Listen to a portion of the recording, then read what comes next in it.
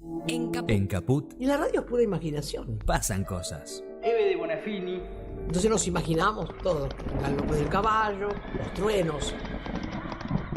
Vos te imaginás qué pasa, pero no sabés cómo pasa ni dónde pasa. La radio te forma, porque es mucho más educativa, mucho más formativa. A donde llega la radio, no puede llegar nadie. Radio Caput. Para mí la radio es lo que no va a morir nunca. Esas cosas. Soy muy tímida. Ok.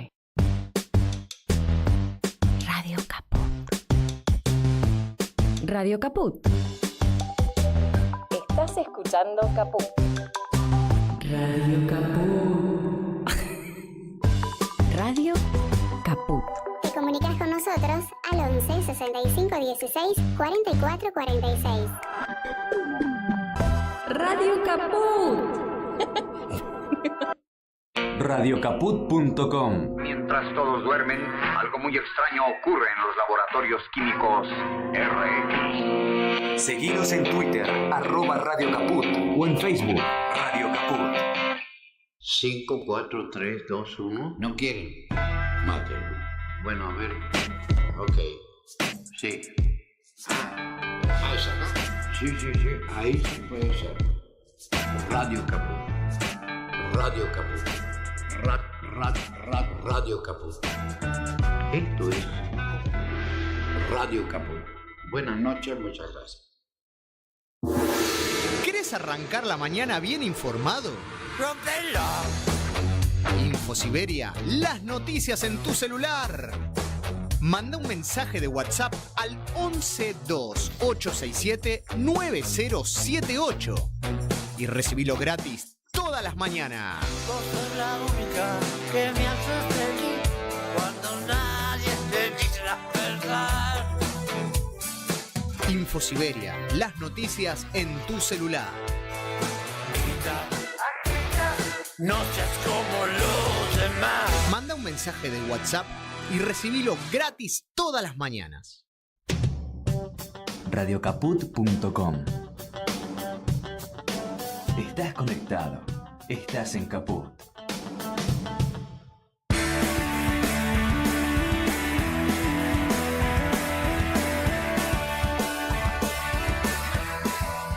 Bienvenidos, bienvenidas, capítulo número 56, segunda temporada de La Palabra Justa Rock, el programa de Agencia Pac Burundo por aquí por Radio Caput. Nos vamos a hacer compañía hasta las 7 de la tarde con lo mejor de la cultura rock. Rápidamente quiero saludar al equipo, a Yerén Mancilla, arquera volante, la que todo lo puede, la que todo lo da, en la producción general, mi amigo, ya es amigo este hombre, porque se está portando muy bien, está haciendo creo que las cosas bien para ser amigo pronto. Pero bueno. Creo que somos gente de entrar en confianza. Sí, yo soy muy confianzudo. Cuando veo que es por ahí, yo me mando con todo, Pero me encanta, me hace muy feliz que Joaco, nuestro nuevo operador, o sea, ya van a ir viendo los que estén prendidos al vivo en este momento, el despliegue de seducción que está haciendo nuestro nuevo operador con los humildes gestores de este programa. Quiero que aprecien el armado de las escenas, la búsqueda de la imagen, la búsqueda de los cortes de nuestro compañero. Yo estoy embelesado, yo no puedo dejar de mirarlo, no puedo dejar de admirarlo, de apreciarlo y de también agradecerle, porque la verdad está ahí como, ¿no?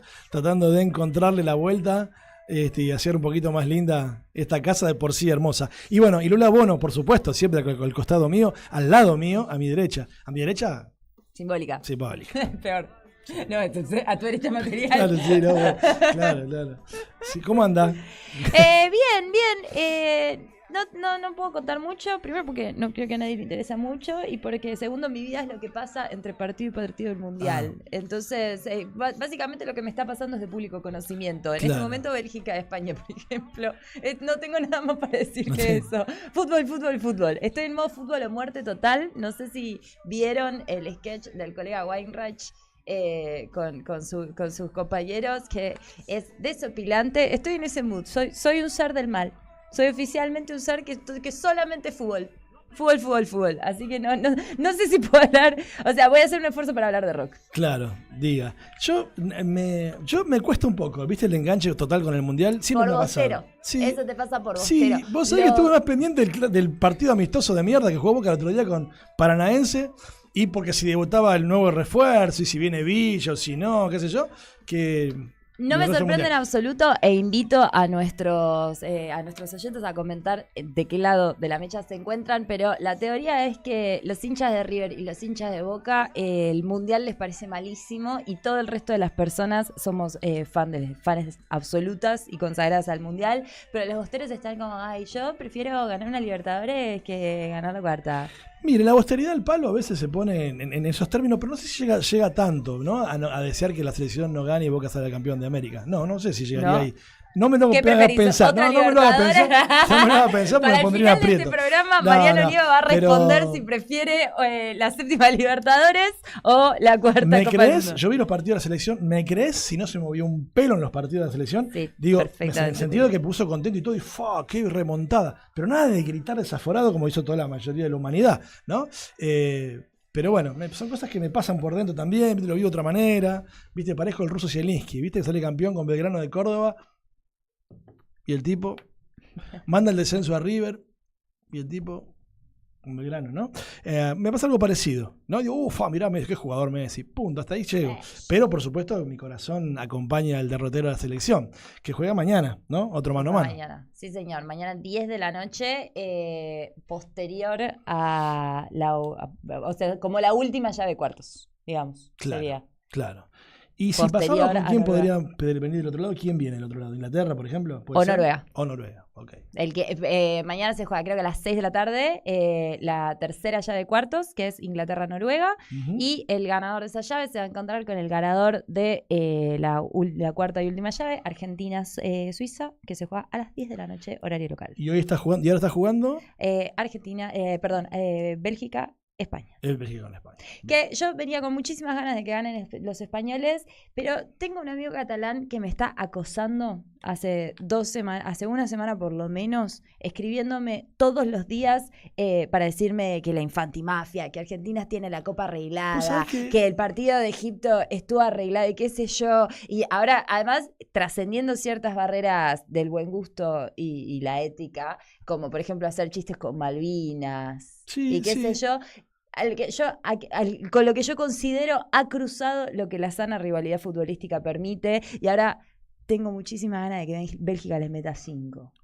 Vos sabés, no sé qué le pasa a algunos españolitos. Yo tenía uno también, porque ya lo volé, ¿viste? De Facebook. Yo tengo Facebook todavía, una cosa de antigua, ¿no? Pero no vamos a decir cuántos años tiene Mariana. Dani, vino, mira, estuvo conmigo, yo lo voy a contar, en 2012 cuando fue cuando se nacionalizó YPF. Mirá, escuchá, yo bajaba de Tilcara, había ido a dar una vuelta por ahí por Tilcara y Bolivia, agarré una mochila, me fui. Cuando bajé me encontré con este pibe, que lo había conocido por intermedio de otro, fuimos a Vélez, que se hizo un acto, me acuerdo, en la cancha de Vélez, y estaba ahí el tipo re contento, la unidad latinoamericana, qué sé yo, se volvió un facho, pero yo no sé qué carajo le pasó, y también está en esa línea de que también nosotros estamos arreglado todo. Que pero un argentino que está diciendo que español. Él es español. Viste que a Messi dice esto, lo otro, que lo ayuda, que Argentina... Tenía acciones en Repsol. No sé qué le pasa, puede ser. Ahí está el asunto. Bueno, hablando de la independencia económica y la soberanía política. Sí. Feliz Día de la Patria. Muchas gracias, igualmente. Feliz Día de la Independencia. El día es de la Independencia, porque el 25 es el Día de la Patria. Claro, ¿no? Sí, bueno, sí, en realidad. Todo es patria, pero feliz Día de la Independencia. Claro. Muchas gracias, igualmente. ¿Comió locro? No, ¿ves? Yo voy a contramano de Estás afuera de todo el folclore local, Mariano. Claro, no como nunca locro 1 de mayo, 25 de mayo, no como nunca locro. No como pastelito porque no me gusta el membrillo, por la batata. Bueno, pero mi corazón late al compás de las fechas patrias.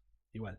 Y escucha al compás de las fechas patrias, porque yo entiendo que la independencia se festeja el 9 de julio porque es el aniversario del nacimiento de la única, la primera, la inigualable, la última, gran Mercedes Sosa. Claro, ¿no? sí, no por eso que se festeja el 9 de julio. Claro, por supuesto, es verdad, tienes mucha razón. Hubiera cumplido un año más la enorme Negra Sosa, y para eso se dio un acontecimiento muy particular, muy bienvenido por mucha gente que adora todavía el vinilo, que está, viste que el vinilo está en ciernes ahí como muy ahí mucha gente volviendo a consumir ese formato. Hablaba de todo un poco, paréntesis, recién acabo de ver, compartimos antes del aire con Lula una información que aparentemente dice que están volviendo los Walkman ahora.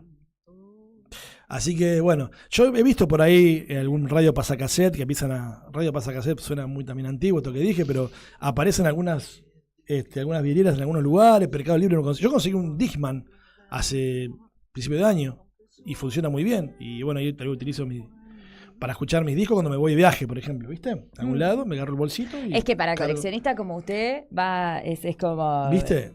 La vuelta definitiva, y más de uno se va a querer morir por todos los cassettes que debe haber regalado. Yo me acuerdo, yo heredé cajas de CDs, originales de CDs, me regalaron, pero Pulse de Pink Floyd, todavía con la lucita que da vuelta, nada, un montón de cosas me han regalado porque gente se deshacía de eso.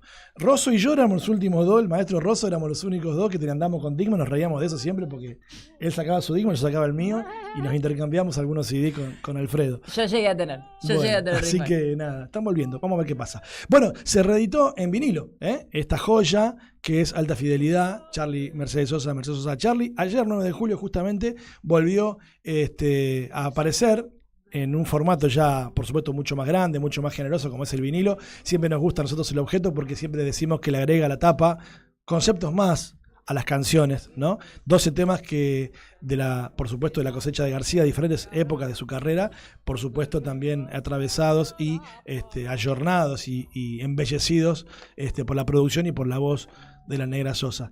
Ahí estamos escuchando de fondo este disco increíble, que bueno, como dije, ha sido editado esta vez en vinilo. En vinilo, sí, es una cosa...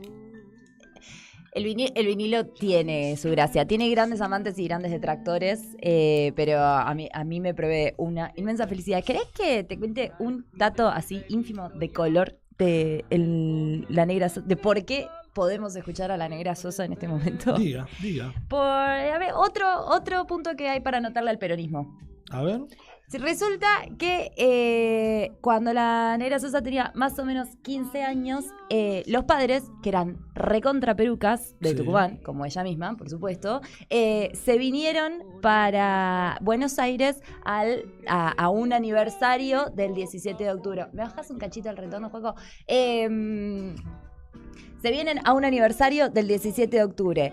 Ocasión, a parar por la liturgia peronista, ocasión que la Negra Sosa aprovecha para hacerse la rata con una amiga y presentarse. Primero la invitan, la empujan a cantar en un acto escolar, adelante y fuerte para que la escuche todo el mundo y la siga el himno nacional argentino, lo cual ella considera su primer debut frente al público.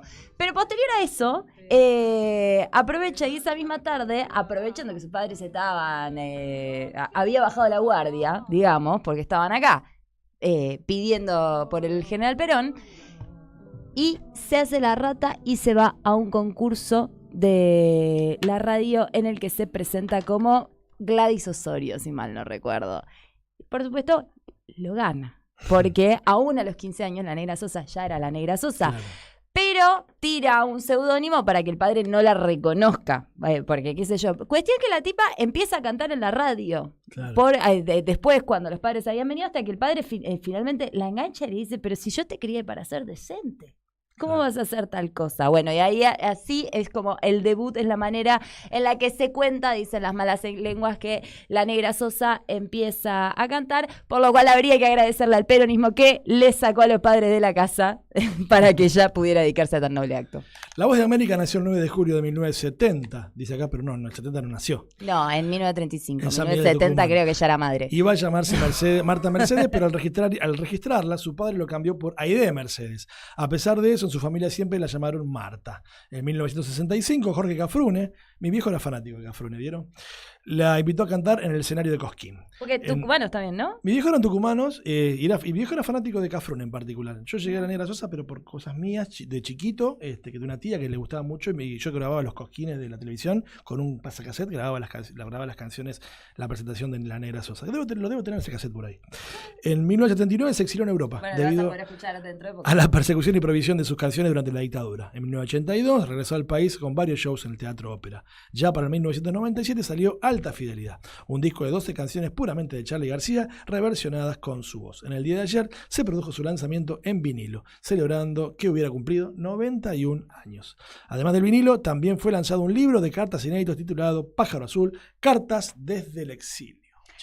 Viste, con lo de Cafrune, que la invita a cantar en el Cosquín, Sí. resulta que la mete en medio de Querusa a ella, porque estaba recontra remil cerrada la grilla del Cosquín, ya, y parece que era muy difícil mirar esa foto con el flaco. Para los que puedan, los que no nos estén escuchando por radio y estén viendo el YouTube, miren qué bellísima esa foto con el flaco en la cocina, no se puede creer. Pero bueno, estaban así. Estaba recontra cerrada la grilla, empezaba el Cosquín a picar en punta como uno de los festivales importantes de folclore del país. Claro, no había manera de meterla. Ella siempre aseguró que igual no la querían meter en la grilla del Cosquín porque era comunista. Porque estaba afiliada al Partido Comunista. Pero entonces con Cafrune encuentran la manera de meterla de Querusa para que no se enojen el resto de los artistas y la comisión de folclore y qué sé yo, hacen como que la invitan a cantar. Entonces esa invitación de cantar fue como la manera de meterla en grilla y darle proyección nacional a La Negra. Volvió Alta Fidelidad entonces, esta vez en formato vinilo, disco de 1997, Charly García, Mercedes Sosa, Charly García. Se reeditó ayer 9 de julio cuando hubiera cumplido entonces 91 años, la querida Negra. Vamos a salir este bloque entonces, si te parece, Lula, Por favor. escuchando Promesas sobre el bidet. Ya viene Ana Sánchez Trolliet.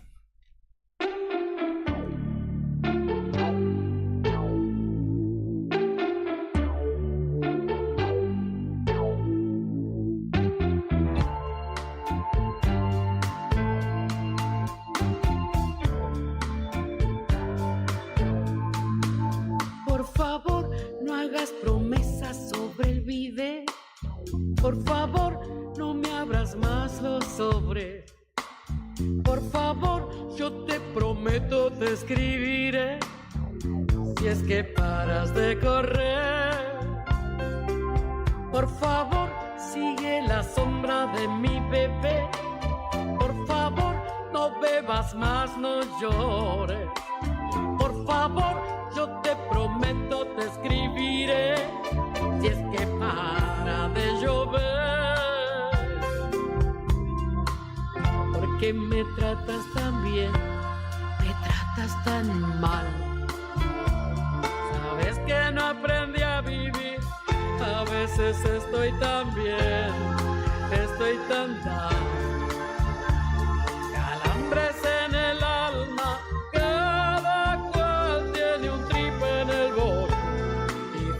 Que lleguemos a ponernos de acuerdo. De acuerdo.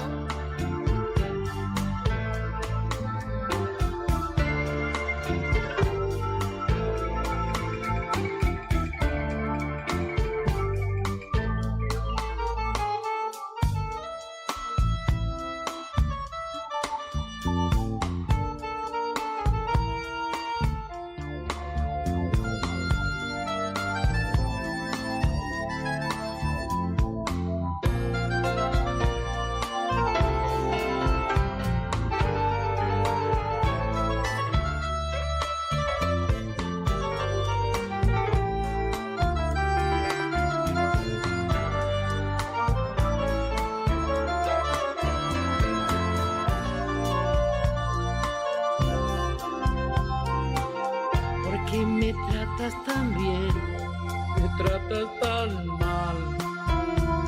Sabes que no aprendí a vivir. A veces estoy tan bien, estoy tan mal. Calambres en el alma, cada cual tiene un trip en el bote. Difícil que lleguemos a ponernos de acuerdo. ¿Querés arrancar la mañana bien informado?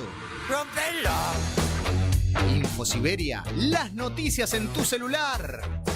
Manda un mensaje de WhatsApp al 1128679078 y recibilo gratis todas las mañanas. Vos sos la única que me hace feliz cuando nadie te dice la verdad. Infosiberia, las noticias en tu celular. No seas como los demás. Manda un mensaje de WhatsApp y recibilo gratis todas las mañanas. La lupa mágica de la palabra, donde se nos asoman los de las teclas y nos proporcionan un pedazo ya. La lupa mágica de la palabra, con la conducción de Alejandro Gil, desde San Miguel de Tucumán. La lupa mágica de la palabra. La palu cájima de la bralapa. De lunes a viernes a las 12 de la noche. En Caput. Usted se comunicó con la palabra justa rock en Radio Caput. Por favor, deje su mensaje después de la señal. Hola, querido Mariano Nievas y gente que está escuchando en este momento y viendo la palabra justa por Radio Caput. Soy Alejandro Taranto. Les quiero comentar que el miércoles 15 voy a estar en el marco de la exposición de fotos y las charlas de La Trinchera que está organizando Andrés Violante, el prestigioso fotógrafo del rock. Y vamos a estar charlando de un montón de cosas referentes a mis 40 años de carrera y al rock en Argentina y en Latinoamérica. Esto es en Mercina 1835. Mariano, te espero a vos y espero también al público. Este evento es de entrada libre y gratuita. Inscríbanse en la página de la Biblioteca del Congreso de la Nación. Un fuerte saludo para todos y espero verlos.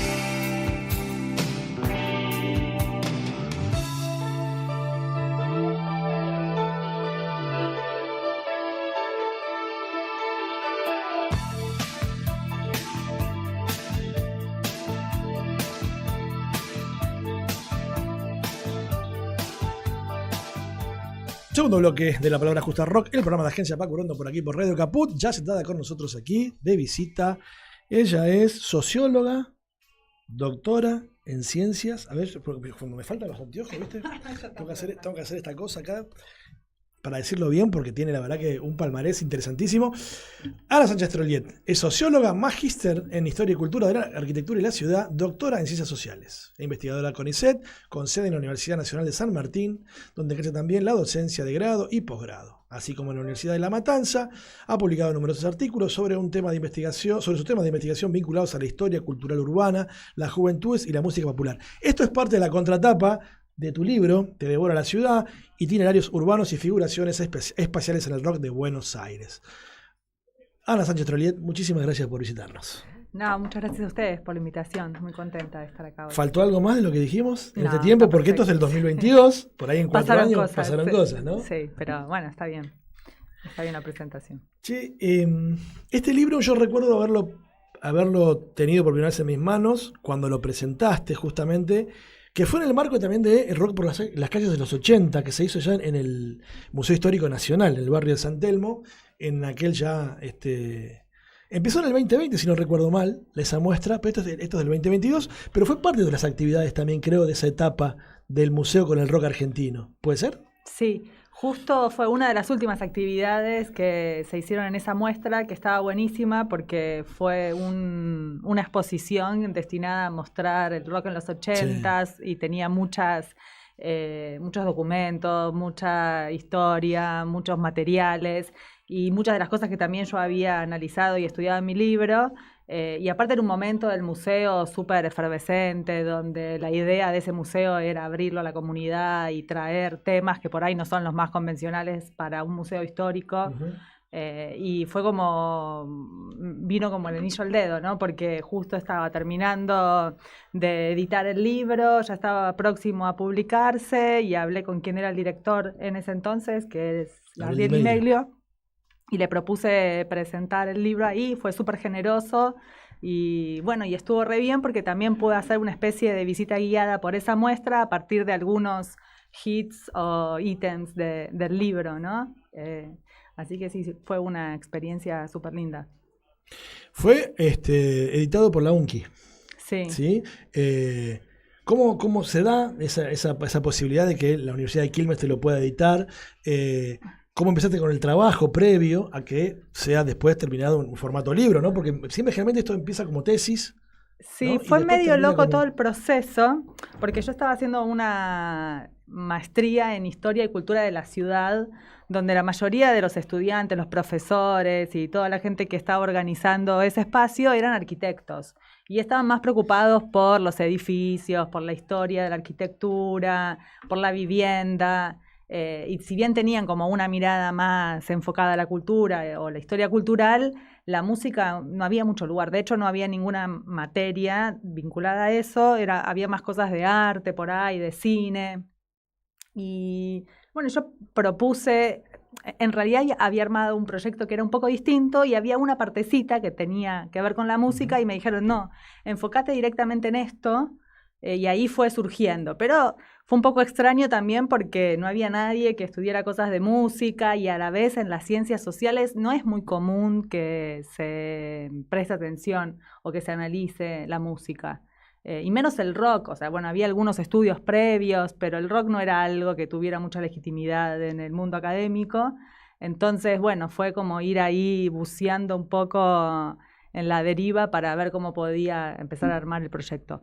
Y bueno, y ahí en el marco de esa maestría surgió el proyecto que además todo lo que está acá escrito era en realidad parte de lo que se pensaba que iba a ser la tesis de maestría. Y cuando lo empecé a hacer dije, esto es imposible hacer solo en 2 años, son 50 años de historia argentina, no puedo terminarlo en los 2 años de la maestría, así que hice una parte para la tesis de maestría y después lo completé en el doctorado. Y el rock, para vos, perdón, completa después. No, que me preguntabas cómo también surgió la posibilidad de publicarlo en la editorial de la Universidad de Quilmes, porque varios de los profesores de la maestría también formaban parte de un centro de historia intelectual ahí en la Universidad de Quilmes, y uno de los profesores de ese centro era el editor de la colección, que no es una colección, si ven, no es una colección de historia de la música, sino que es más bien una colección sobre cultura urbana o historia de la ciudad. Entonces también me interesaba ese cruce, como no estar solo asociada a la historia del rock, sino también poder como instaurar esa idea de que el rock se puede pensar como parte o como capítulo de la historia de Buenos Aires. Y lo que también me parecía bastante sugerente era cuestionar un poco la idea de rock nacional y pensar en que el rock es más bien una cosa de Buenos Aires y no tanto de la nación, que obviamente después todo el país se lo apropia, pero que desde sus orígenes había como una intención mucho más clara de pensar en Buenos Aires, en su cultura, en su sociedad, en su gente. Y eso, perdón, es como... Me encanta porque yo que siempre me autopercibí más porteña que el tango, podría empezar a decir soy más porteña que el rock, digamos. Y eso tiene que ver con su condición de urbano, con su condición de capital. ¿Por qué atravesaría, digamos, por qué sería el rock de Buenos Aires y no el rock nacional? ¿Por su condición de ciudad? Bueno, hay algo, en primer lugar, sí que tiene que ver con que el rock es una música urbana y necesita de la ciudad para desarrollarse, para, no sé, comprar los instrumentos, encontrar lugares para ir a los recitales, ensayar, pero a la vez también porque es una música que está pensando en Buenos Aires, y que ahí en el libro lo que trato de mostrar son todas las canciones donde se piensa en Buenos Aires.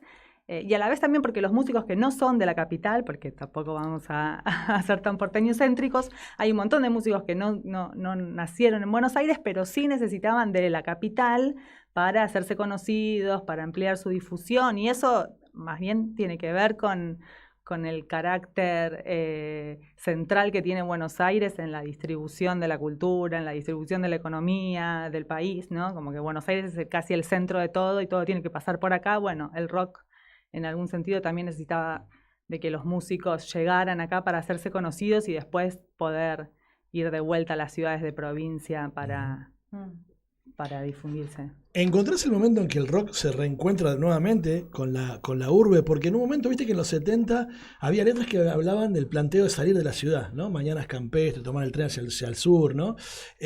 Rutas argentinas. Viste que como que se planeaba, o de alguna manera las grandes bandas proponían en sus letras, en general, sacando casos como Manal, que siempre estaba como la presencia de la ciudad, ¿no? Esta cosa de irse al campo, ¿no? Salir de la ciudad. Y después como que todo esto vuelve.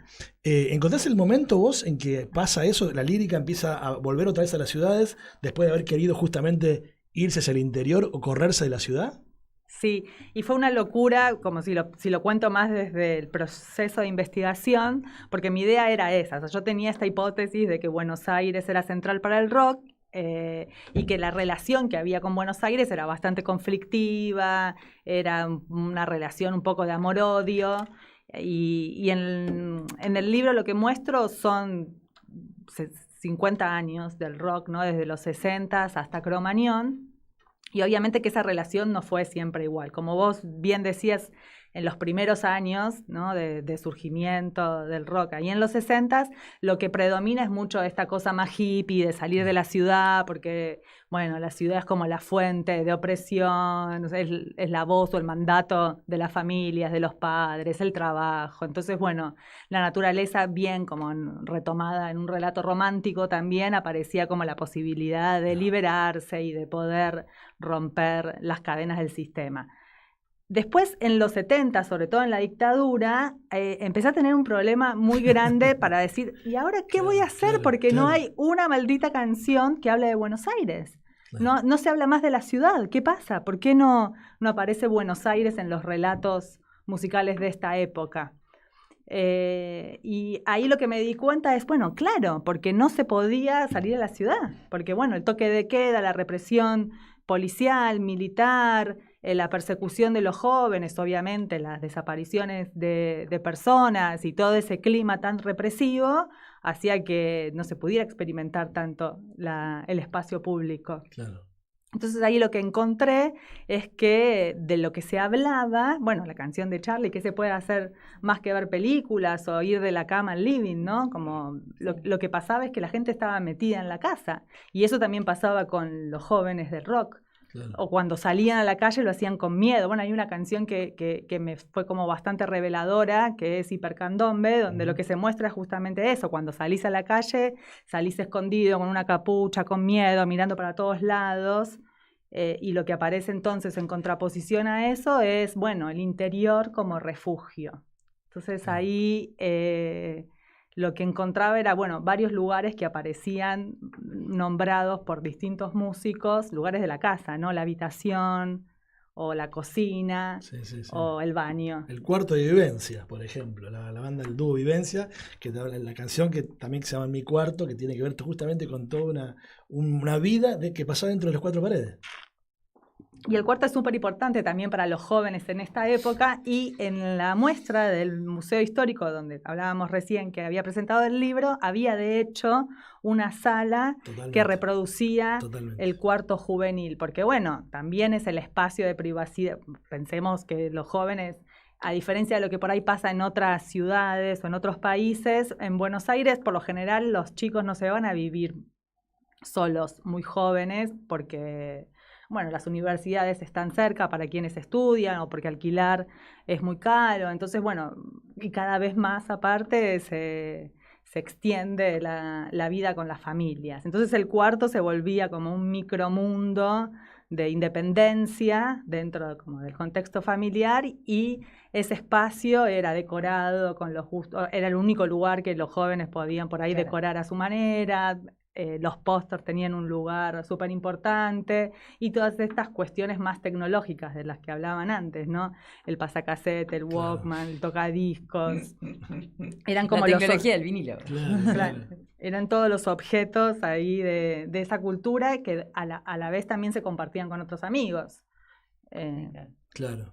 Hablas de cultura rock, justamente vos, digo, ¿no? Porque y nosotros queremos también en eso, que no es tan solo un género musical, sino también es una serie de simbolizaciones y rituales también, ¿no? La cultura rock. Ahí te posicionas mucho y muy bien en el libro. Y te quería preguntar por la tapa. Estaba viendo la tapa ahí, Ana.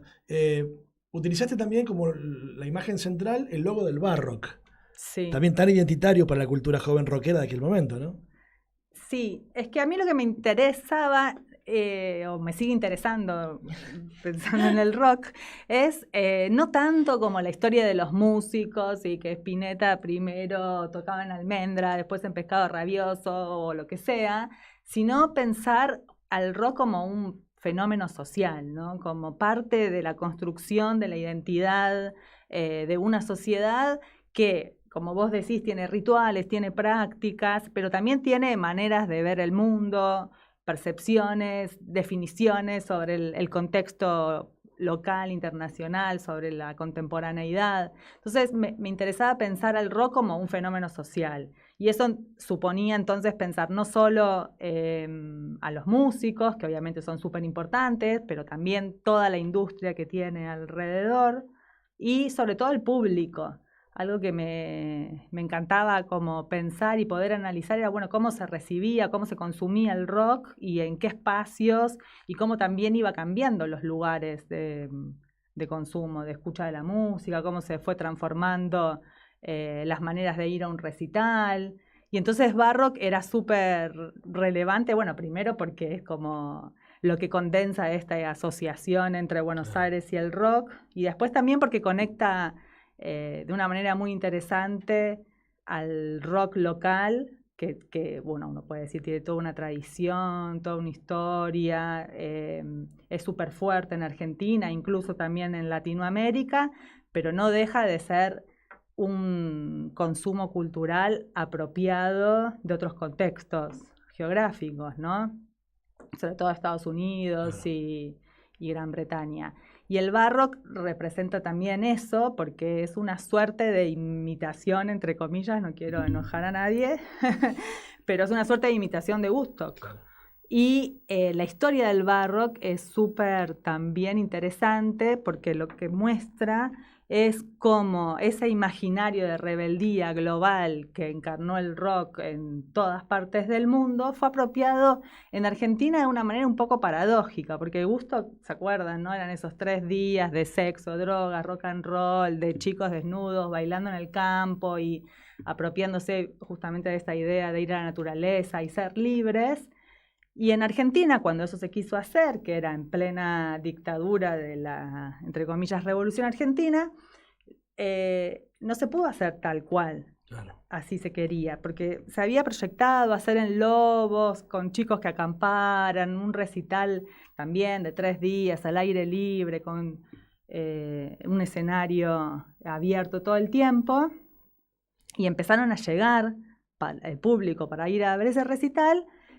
Y había habido por atrás todo un operativo de inteligencia policial que decía esto es súper peligroso, acaban a tomar, entre comillas, la pastilla, que era el LSD, que aparte estaba todo muy sobredimensionado, como el miedo a la droga, porque no llegaban tampoco tantas de esas drogas, apenas había marihuana, un poco de cocaína. Bueno, y finalmente cuando empezaron a llegar al recital, lo clausuraron y no se hizo. Entonces se quedaron todos ahí esperando, pero fue todo bastante fracaso. Y bastante fracaso la expresión. Y después de eso se organizó en los bosques de Palermo, en una cancha de ciclismo que había ahí, el Barrock, que eran también 3 días de fiesta, pero el eslogan del Barrock era hasta que se ponga el sol. Y eso quería decir que cuando se hacía de noche, casa a casa, todos se iban, ¿no? a dormir. Y de alguna manera eso también muestra por qué el rock pudo pervivir tanto tiempo en Argentina, a diferencia de lo que pasó en otros países latinoamericanos como Chile o México, donde el rock fue mucho más reprimido y no tuvo la proyección que tuvo acá. Entonces, era rebelde en muchos sentidos, pero a la vez también logró ser lo suficientemente inteligente como para dar algunas concesiones a los poderes autoritarios y poder entonces seguir existiendo y seguir produciendo música y teniendo recitales. Pensaba en los sketches de Capusotto, el hippie es puto, ¿viste? ¿Viste cuando viste que les pega y los corre a todos, el policía, ¿no? y esto que te decías vos, ¿no? Porque era todo para la imaginería, o la imaginación de que una sociedad pacata y hablar de la fuerza de seguridad, era esto, ¿no? Era como un descontrol absoluto, ¿no? Libertinaje, droga, gente desnuda, corriendo por ahí, teniendo sexo entre las plantas. Y bueno, el Capusotto también, como tantas cosas, lo representa muy bien en ese sketch del policía que va siguiendo el autito ese con el autito ese a los muñequitos que son los hippies, ¿no? Así que súper interesante toda esta parte. Hay otro momento también que te metés muy bien en el libro, Ana, es esos 3 momentos que marcás vos de, primero, ese rock de bares, pienso el bar moderno, el Ditela, ¿no? Después viene el tema de ser el pasaje de la dictadura a la democracia y se empieza a masificar un poco los primeros conciertos. Uno piensa enseguida en el Festival de la Solidaridad Latinoamericana también, la explosión, el under. Y bueno, después ya sí la parte final, que es la que tiene que ver con Cromañón también como un parteaguas. Son esos 3 momentos que también vos marcás muy bien en este camino que haces en el libro. Sí, un poco es la historia contrapuesta del auge o del crecimiento, la expansión del rock a nivel masivo, multitudinario, ¿no? Y cómo se va haciendo de una pequeña bohemia de artistas intelectuales que, como vos decías, tocaban en lugares de la super elite cultural de Buenos Aires, en el Instituto Ditela, en el Bar Moderno, se juntaban ahí, o en espacios más chiquitos como La Cueva, que era en realidad un lugar a donde iban los yaceros y que los músicos de rock se lo fueron apropiando de a poco. O también otros bares del centro de la ciudad, que eran en realidad los lugares a donde iban los estudiantes universitarios y los intelectuales, y los músicos de rock también iban ahí. Y cómo fue pasando de ser un consumo que atraía muy poca gente a pasar a ser esto, un lugar, una música que empezaba a tener sus propias discográficas, sus propias emisoras de radio, empezaban a tener un montón de revistas con pelo como una de las principales, y después empiezan también a aparecer en la televisión y a hacer recitales multitudinarios, y en paralelo todo este proceso de expansión del rock se da en una ciudad que cada vez está más degradada, menos desarrollada, con menos inversión, con más problemas de infraestructura, tal cual. Entonces, mientras el rock se expande, la ciudad de alguna manera se fragmenta, se contrae, se degrada, y la paradoja era un poco mostrar eso, y lo que cierra el libro es Cromañón y una pregunta sobre cómo puede ser que en estos años, en el mundo del rock, pero también en un montón de otros espacios de la cultura urbana, se haya asistido a una suerte de acostumbramiento a lo degradado, a la degradación, ¿no? Bueno, eso, como de alguna manera Cromañón, pero también pasaba con Cemento, un lugar totalmente derruido, roto, degradado, sucio, enmohecido, se presentara como el sumum del placer, el sumum del goce, de la diversión, ¿no? Como es el lugar más podrido para consumir el rock, pero bueno, es lo que tenemos y lo que nos representa. Bueno, la idea era mostrar, bueno, por qué tenía que ser así para poder habilitarse el disfrute.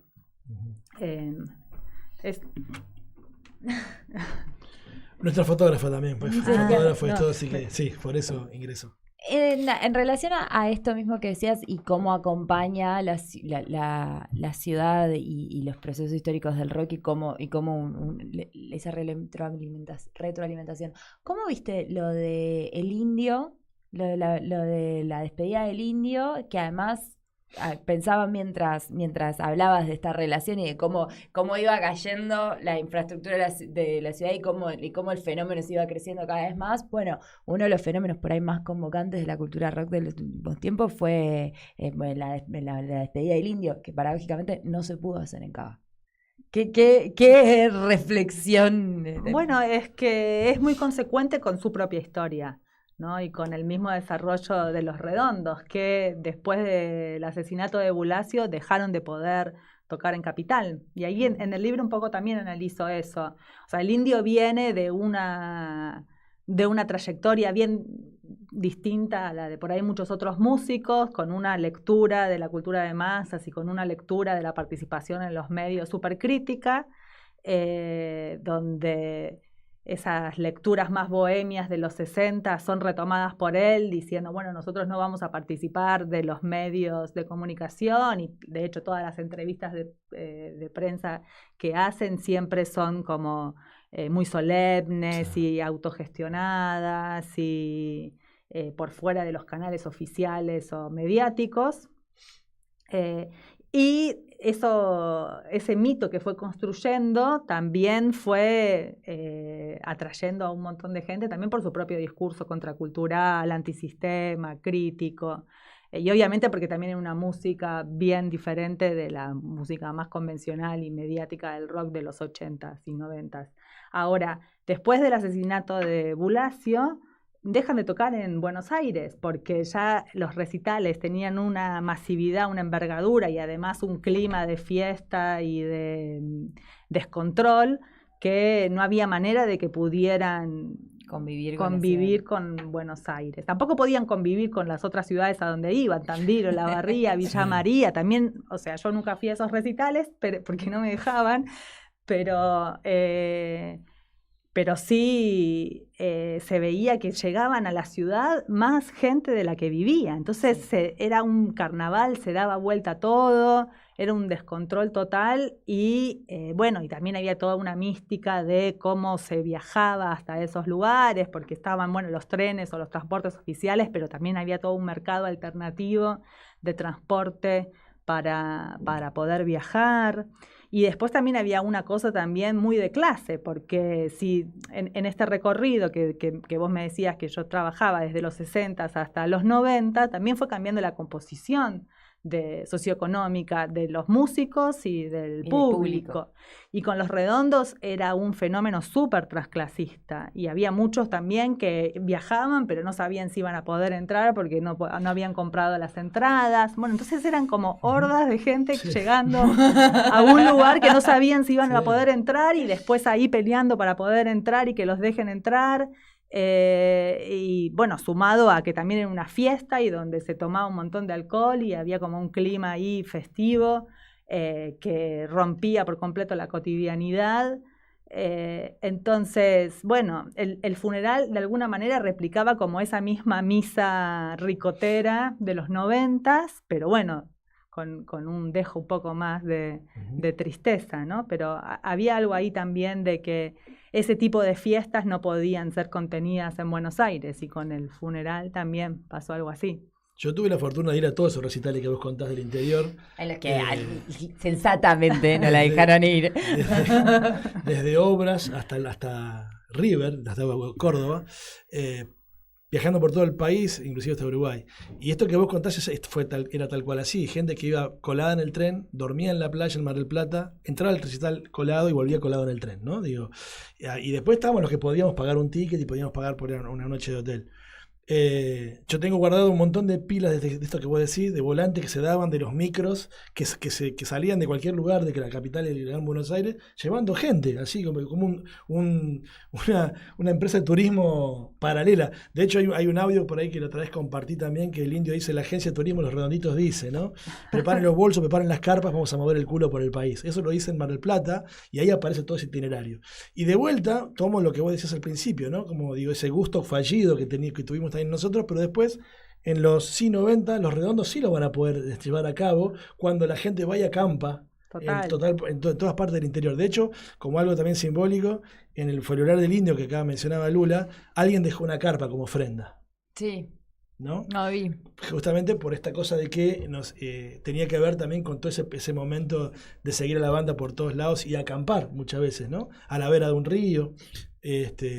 Y bueno, y seguía pensando en Los Redondos también, en esto que vos decís y que está también en el libro, Ana. Los Redondos también fueron cambiando su público, de la bohemia, la intelectualidad, los principios, hasta después, sí, los 80, que van a buscar a todo ese piberío del conurbano, y después ya las masas, ¿no? Cómo también fue cambiando eso, y la propia banda fue registrando ese cambio, esa mutación de público también, ¿no? Sí. No, y también por ahí lo que podría agregar es el conflicto con la policía. Además. ¿No? Como que por ahí, que con otras bandas de rock no pasaba, pero había con Los Redondos un ensañamiento particular y me parecía a mí súper interesante mirar los informes policiales que había sobre Los Redondos, desde los orígenes en La Plata, o sea, de todos modos, como está judicializado y es una información un poco secreta, están todos los nombres tachados, ¿no? Pero uno puede advertir de quién se acompañó hace poco Juani Provéndola, que trabajó el tema de esos archivos sobre el rock de la DIPA, claro. Y mostraba, ya ni me acuerdo, fue el año pasado. El año pasado. Segundo programa. Hace un montón.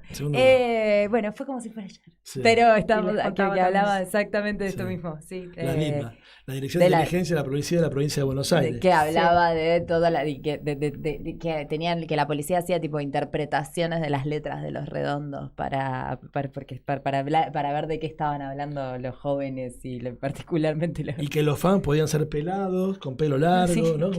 Como era la caracterización de los fans. Sí, y con la frase que más se quedaban era y que cualquier policía, como era... el único policía que vale es el policía muerto. Entonces eso ya les valía para hacer cualquier tipo de represión y de seguimiento. Pero bueno, sí, pasaba eso, como que Los Redondos surgieron en La Plata, en todo un ambiente universitario de la Escuela de Bellas Artes de La Plata, que además eso es algo bastante específico y diferente dentro del mundo del rock local, porque la mayoría de los músicos del rock argentino tenían una relación bastante distante y conflictiva con la universidad, a diferencia de lo que por ahí pasaba en Estados Unidos o en Gran Bretaña o incluso en Brasil. Caetano Veloso y Gilberto Gil eran parte del mundo universitario, intelectual. Los músicos argentinos rechazaban de plano ir a la universidad porque lo veían como parte de ese mandato de mundo, de carrera tubo que proponía, ¿no? La clase media argentina de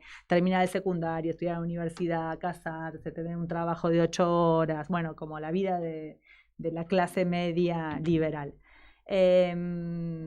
Entonces, Los Redondos sí formaban parte de ese mundo universitario. De hecho, el ilustrador estrella de Los Redondos, Rocambole, también era un artista formado en la Escuela de Bellas Artes, que participaba... Que a ser decano de la Universidad de Bellas Artes para coronar ese proceso que contás. Claro, que participaba parte, bueno, de todo ese circuito.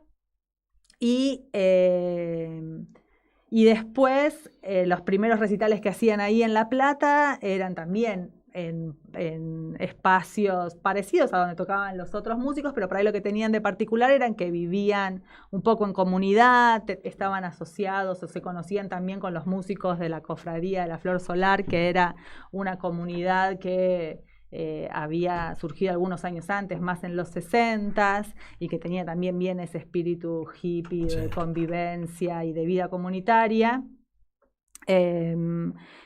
Y después sí empezaron a hacer como circuitos en Buenos Aires, y ya en los 80 empezaron a tocar en Cemento, y ahí empezaron como a ampliar un poco su público, pero también todo esto era en plena dictadura, y entonces estos eventos y estos encuentros eran o tenían como casi la instancia de ser eventos clandestinos o encuentros que estaban de alguna manera prohibidos o que eran sospechosos o que se miraban un poco de reojo, incluso por parte de los propios vecinos que estaban ahí viviendo cerca. Otra cosa que también siempre me interesó mucho del archivo que hacía era la relación que había entre los vecinos de Cemento y el local, ¿no?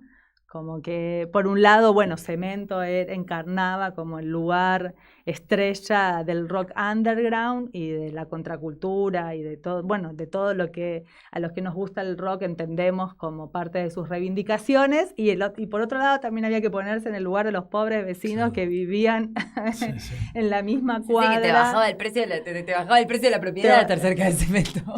Te bajaba el precio de la propiedad y te bajaba la autoestima también, porque imagínate todo lo que podía llegar a pasar en esa cuadra, las horas de sueño perdidas, bueno, y seguí un poco también la trayectoria de los vecinos que se asociaban en contra de Cemento, era bueno eso. agradecerte mucho por esta visita. Yo estoy haciendo la última. Y te pregunto, ¿cómo sentís que va envejeciendo el libro? ¿Lo seguís mirando? ¿Lo seguís pensando? ¿Seguís teniendo evoluciones? Bueno, hoy una nota te convocó de vuelta, te devuelve a la ciudad, ¿no? ¿Lo seguís pensando? ¿Ya lo olvidaste de alguna manera? ¿En qué lugar está hoy de tu vida, si querés? Bueno, pasaron varias vidas desde que terminé el libro, o sea, desde que empecé la tesis hasta que publiqué el libro y después la actualidad. Imagínate que el proceso de una tesis de doctorado lleva un montón de años, que son como 5 o 6 años, después la escritura del libro, ¿no? Es algo como de muy largo aliento. Entonces pasa algo extraño cuando escribís un libro que es una investigación que tiene un montón de años, cuando vos la mostrás, ya la sentís vieja un poco, ¿no? Porque ya pasó un montón de tiempo y es como, bueno, otra vez contar el libro que ya me olvidé la mitad de las cosas que puse. Pero, y también lo que pasó es que se agotó súper rápido. Bueno, tampoco es que habían editado un montón de números, pero se agotó bastante de poco tiempo después de haberlo publicado y no se pudo volver a editar por los problemas de financiamiento universitario. Entonces se volvió como una cosa medio mítica, ¿no? Un libro que es interesante o que está bueno, pero no se consigue. Y ahora estoy viendo de publicarlo en Chile, así que bueno, ahí también hay como mucho interés por el rock de acá. Y también, bueno, eso, siempre vuelve el tema, siempre me convocan, pero a la vez también estoy con otros proyectos y otras investigaciones que dejaron un poco atrás el rock. Entonces sí, me gusta cada tanto volver y retomarlo. Pero sí, por ahí ahora no estoy investigando tanto sobre rock y Buenos Aires. En esa reedición que tenés pensada para Chile, ¿lo vas a tocar? Sí, lo tengo que achicar como un tercio. Un montón. Un montón. Sí, ¿no? Sí, es un trabajo ese. Pero bueno, también está bien porque a veces cuando uno escribe cosas, las vuelve a leer y dice, ahora no las escribiría así, o todo esto lo sacaría, o también... No, es difícil reconocerte en la escritura, después de tantos años lo ves como más infantil o más distante. Hay algo como que escribir un libro se parece un poco a la obra en construcción de una casa, ¿no? Se terminan cuando decidís que se terminan, no cuando ya, porque listo no está nunca. En un momento tenés que decir basta. Sí, es como una obra en construcción, se termina cuando se acabó la plata. Sí, tal cual. ¿Tenés una respuesta de por qué? Me quedé pensando en esto que dijiste, ¿no? El darte cuenta con el tiempo que eso no lo hubieras escrito, no lo escribieras diferente. ¿Qué pasa? ¿Por qué? ¿Por qué pasa eso? ¿Por qué podés volver sobre tu obra y darte cuenta que tal vez, que fue por apuro? ¿Qué pensás que puede ser por lo cual uno diga, bueno, la verdad que esto que lo escribí yo, no lo haría ahora? Con este libro en particular, lo que me pasa son por ahí 2 cosas. Una que, bueno, como ustedes decían, yo soy socióloga y... me pasé un poco para la historia, porque algo que me encantaba de los historiadores era como el método, la capacidad de analizar cosas puntuales a partir de las fuentes, el archivo. En cambio, los sociólogos tenemos como una voluntad más de hacer leyes generales de las cosas y por ahí no nos importan tanto las pruebas. Entonces, con la historia me había pasado que me encantó sumergirme en el mundo del archivo, ir a ver las revistas, ir a ver las entrevistas de los músicos, ver qué decían. Y me copé tanto con eso que por ahí a veces digo, uy, acá hay unas transcripciones enormes de archivo que por ahí hoy en día lo haría diferente. Eso pienso que es una de las cosas que por ahí ahora me autocritico, y después también como el enamoramiento de lo que se analiza, ¿no? Como necesitas un poco estar enamorada de lo que estás escribiendo para poder dedicarle tantas horas. Y por ahí a veces pienso, bueno, estaba demasiado enamorada de esto, podría ahora tomar un poco más de distancia. Aunque de todos modos creo que eso lo logro, ¿no? Como tener una mirada crítica y no solo de fan o de entusiasta total por el rock. Pero sí. Bueno, vamos a ver qué tal la edición chilena en el momento. A ver ojalá, no sé cuándo será. ¿Tapa, más o menos, mantener el estilo? ¿Tenés idea? ¿O eso ya no, eso depende un poco de la editorial, en realidad. Claro. Que te hagan alguna propuesta también seguramente para cambiarle, porque es un hermoso color y bueno, la figura de Barrock también potente ese solcito ahí, ¿no? Te devora la ciudad, itinerarios urbanos y figuraciones espaciales en el rock de Buenos Aires. Y hay una lista de Spotify. Dale, a ver. Del libro, Muy que buena. se llama Te devora la ciudad, donde están todas las canciones que cito en el libro. Ah, espectacular. Gran Sí. idea la de Lili. Sí, incluso también hay hasta folclore, porque hay algunos también acercamientos al folclore también aquí. He visto, por ejemplo, algunas tapas de algunos discos emblemáticos también del folclore argentino.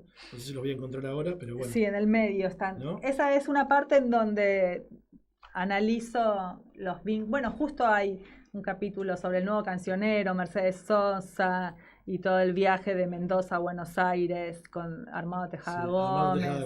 Correcto. Porque lo que trato también de mostrar es como la tradicional oposición que había en los 70s, previo a la dictadura, en pleno auge de las ideas revolucionarias, las guerrillas. De que el rock era una música antipolítica, como era inspirada en el mundo angloparlante, entonces también representaba los intereses del imperialismo, y que en cambio la música folclórica era la música de los militantes, era patriótica, de izquierda. Claro. Entonces, bueno, lo que trata un poco de tensionar y de poner en discusiones que, bueno, ni tan blanco ni tan negro, ¿no? Claro. Había cruces entre la izquierda y el rock, había también apropiaciones del rock con el folclore. Y esta también idea de que el rock, esto lo que vos también decías hace un rato, que como música urbana y fenómeno urbano, venía también de disputarle un poco también el territorio al tango. En aquel momento, pues los jóvenes también, ¿no? Como querían traer sus propios ritmos urbanos en contraposición al tango, que el tango era de la gente grande, digamos, ¿no? Sí, no sé si lo cuestionaban o se querían contraponer al tango, sino que más bien se sentían como los herederos, ¿no? Después de los... Yo creo que si le preguntas hoy se siguen sintiendo los herederos igual, me parece, no sé, lo tenés desde los comienzos del rock hasta los Piojos haciendo gira gira, pasando por las millones, una banda que se llama Gardelitos. Claro. Sí, yo recuerdo, bueno... Creo que lo que dice Ana sigue pasando. Sí, bueno, Osvaldo Boconfrasino, que fue, guitarrista. Don Osvaldo Pugliese. Osvaldo Boconfrasino, que fue guitarrista de Pescado Rabioso y demás. Él también contaba, por ejemplo, que los tangueros los peleaban a los rockeros. No, pues se agarraban a trompadas. Porque veían unos pibes con pelo largo y se querían pelear porque, bueno, sentían un punto, ¿no? Que también, estaban como esto, ¿no? Queriéndole borrar un poco la identidad nacional. ¿Sí? No tanto el folclorista, sino también los tangueros. Pero bueno, son ejemplos que puede haber diferentes y distintos. Así que bueno. No era el caso de Mercedes. No, por supuesto. No era el caso de Mercedes, que era una copada. Ana Sánchez Treliet, muchísimas gracias por esta visita. Bueno, gracias por venir y compartir con nosotros este momento. Gracias a ustedes por la invitación, un placer. Nos despedimos con alguna canción de ahí, que justamente de los Gardelitos. La mencionaron a Gardelito acá, suenan los Gardelitos. Ya venimos con más.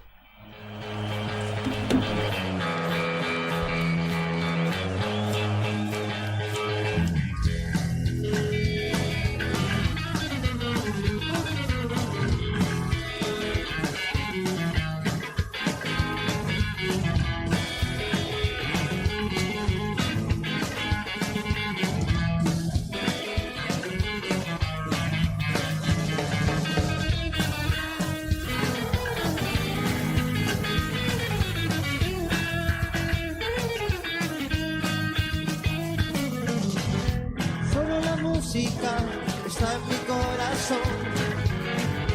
Solo la música está a mi alrededor. Solo la música puede darme amor.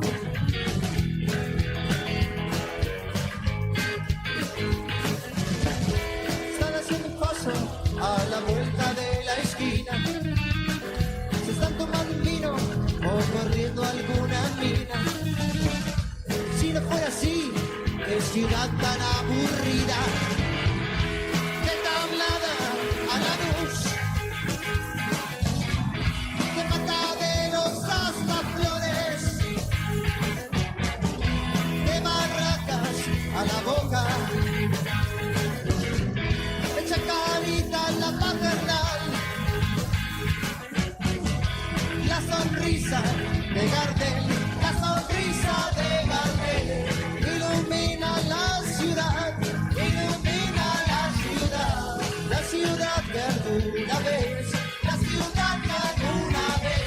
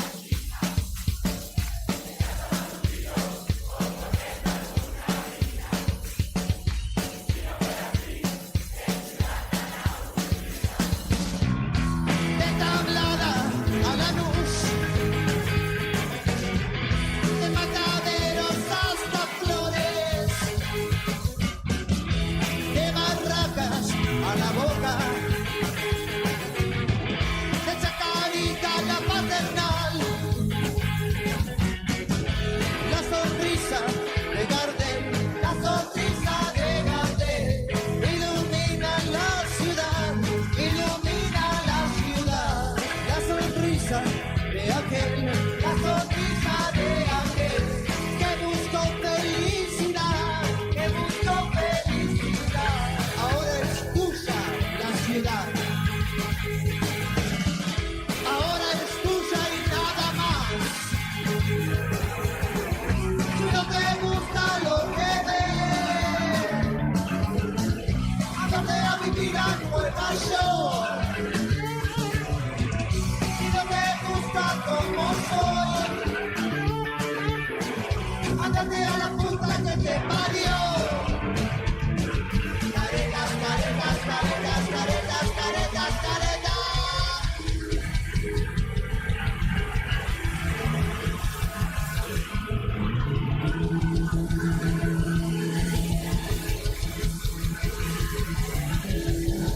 Chao gente, gracias por todo. Nos vemos la próxima.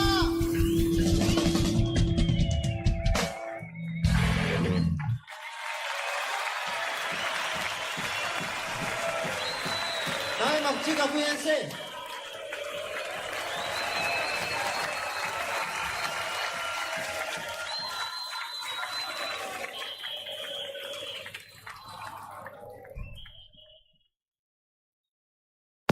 Soy muy tímida.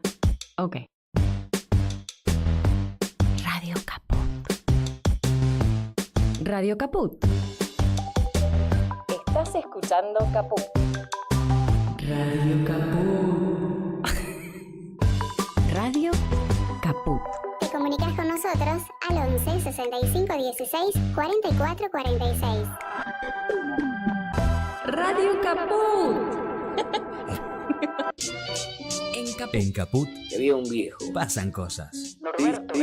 Dice así: si uno tiene un amor, una muchacha, una cosa que le anda por la piel por todas partes, digamos Buenos Aires.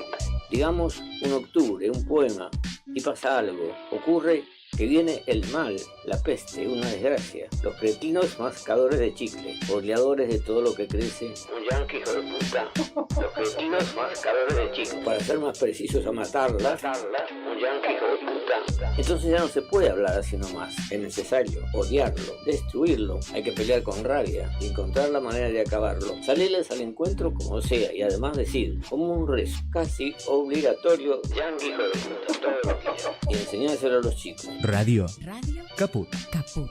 Por amor a la vida, nada más, simplemente. Esas cosas. Norberto Galazo en Caput.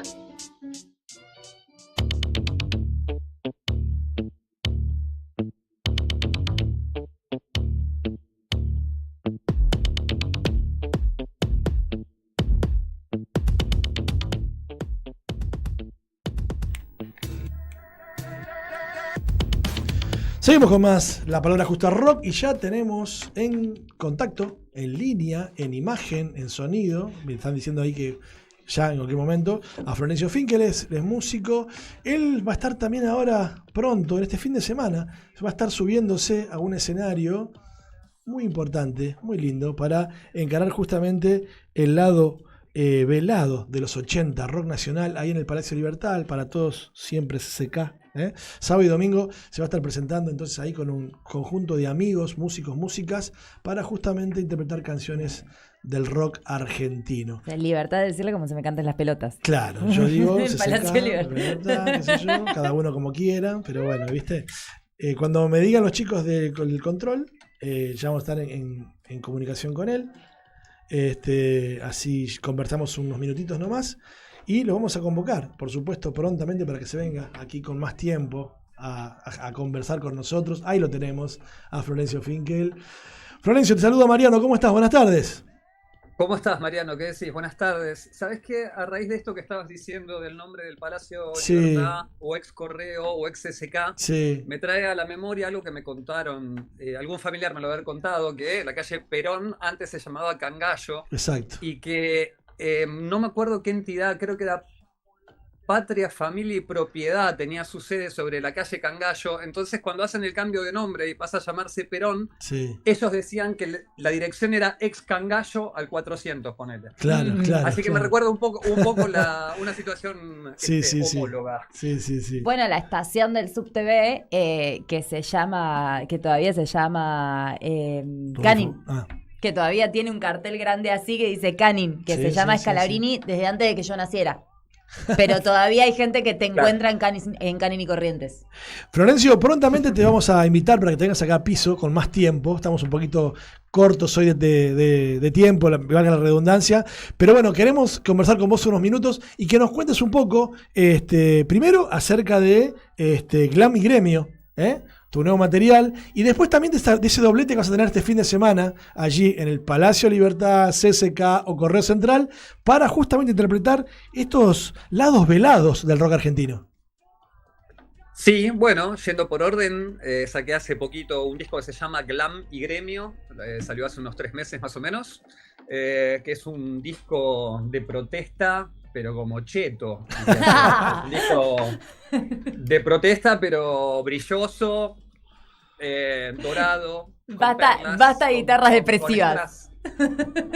Claro, onda, estamos bailando con la guardia arriba. Claro. Entonces digamos que es un disco de protesta en mis términos. Claro. Y viste que siempre queda un poco asociado la canción de protesta a un cantautor con una guitarra y melodías medio chotas, digamos, Claro. la verdad.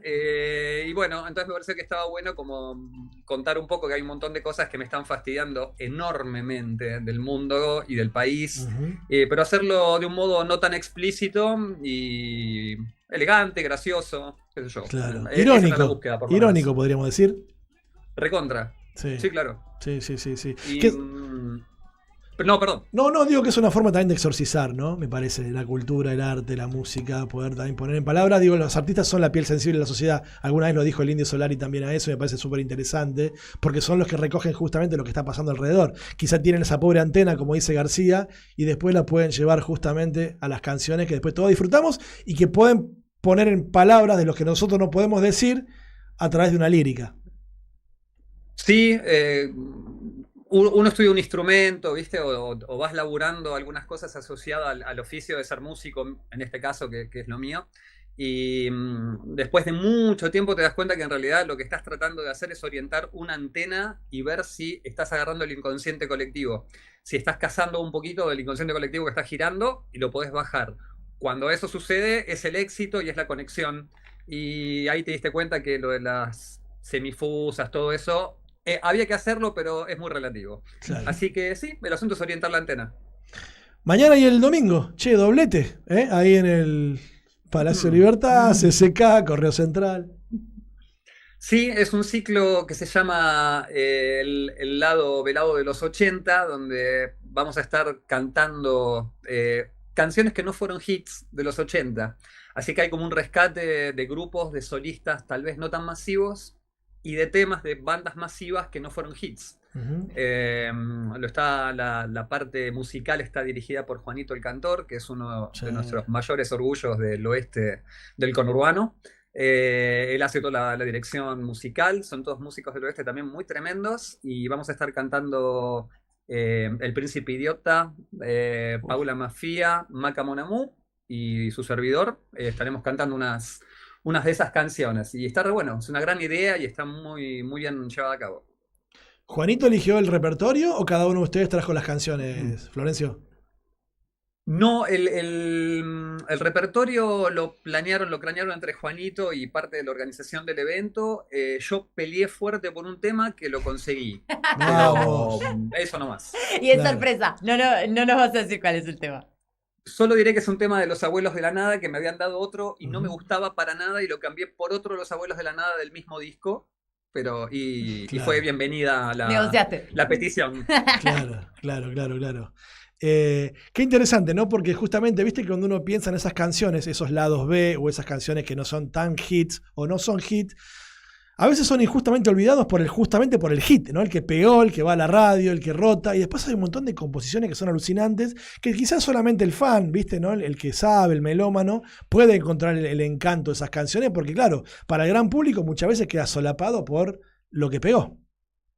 Sí, y esto que decís creo que se está dando cada vez más, porque ante la posibilidad de acceder a tanto material que en redes ahora, el lado B, el tema más complejo, digamos, no reescuchamos los discos. Nos pasa mucho de escuchar muchos discos, pero capaz los escuchamos una vez Claro. 2, y rápidamente hay una novedad, y hay otra cosa. En ese sentido, la magia de la escasez hacía que antes cuando tenías un disco lo exprimías aunque no te gustara, lo ibas a escuchar muchas veces porque, bueno, era el disco que en ese mes te habías podido comprar.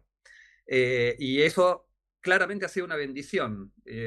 Como todos sabemos, demasiada información es la no información. Claro. Así que un poco eso es lo que pasa y esto un poco es lo que rescata el ciclo.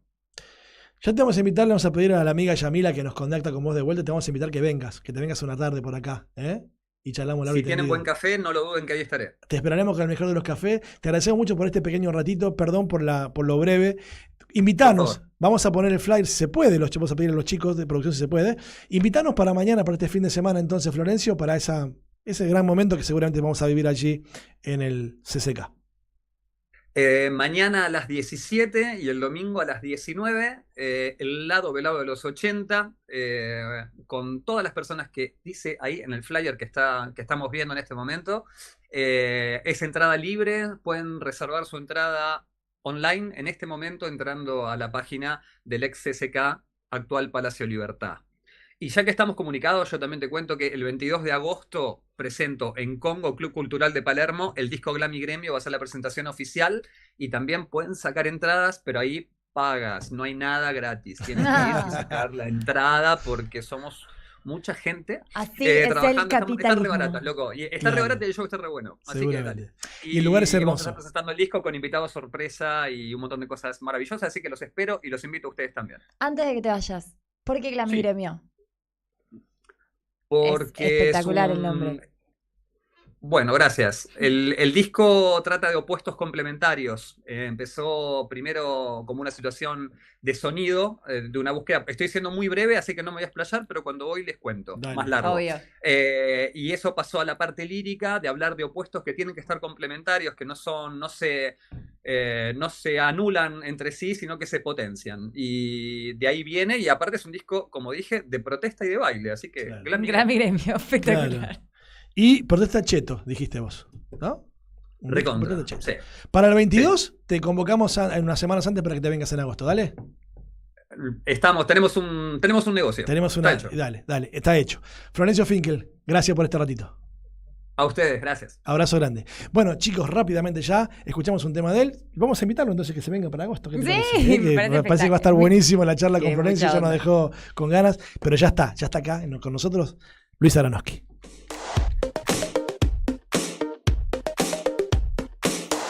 Debí partir mi alma en dos, darte una parte a vos, ponerla a salvo.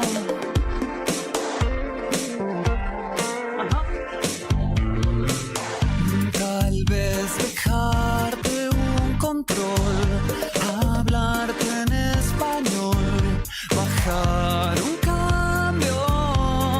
Oh, oh. Descarte mi mente, eso que menos es más. Narrar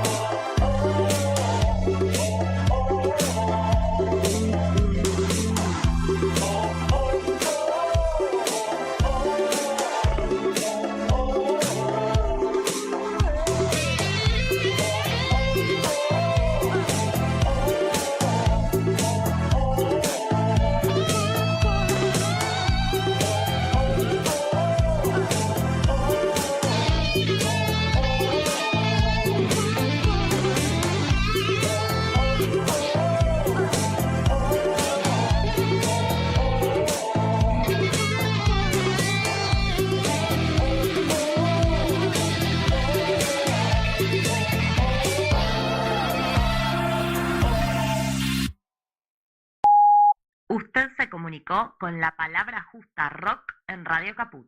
Por favor, deje su mensaje después de la señal. Hola, buenas tardes amigos y amigas de La Palabra Justa Rock de Radio Caput. Acá les habla Matías González, codirector y realizador del documental Rocambole en el Camino. Les queríamos dejar la invitación de las nuevas funciones en el Cine Gaumont para el próximo sábado 18 de julio y miércoles 22 de julio, ambas a las 21:30 horas. Las entradas se ponen a venta la próxima semana y pueden ver todas las novedades en nuestra cuenta de Instagram, que es rocambole_en el camino. Muchas gracias, abrazos. 1, 2, 3, 4.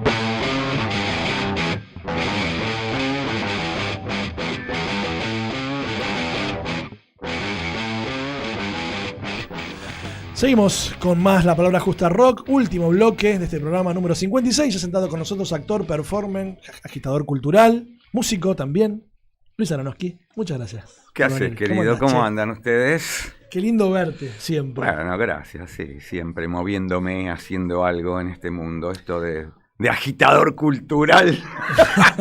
No sé cómo ponerme ese mote, ¿no? Claro, pero bueno, de alguna se manera. imagina, ¿no? Que... Claro.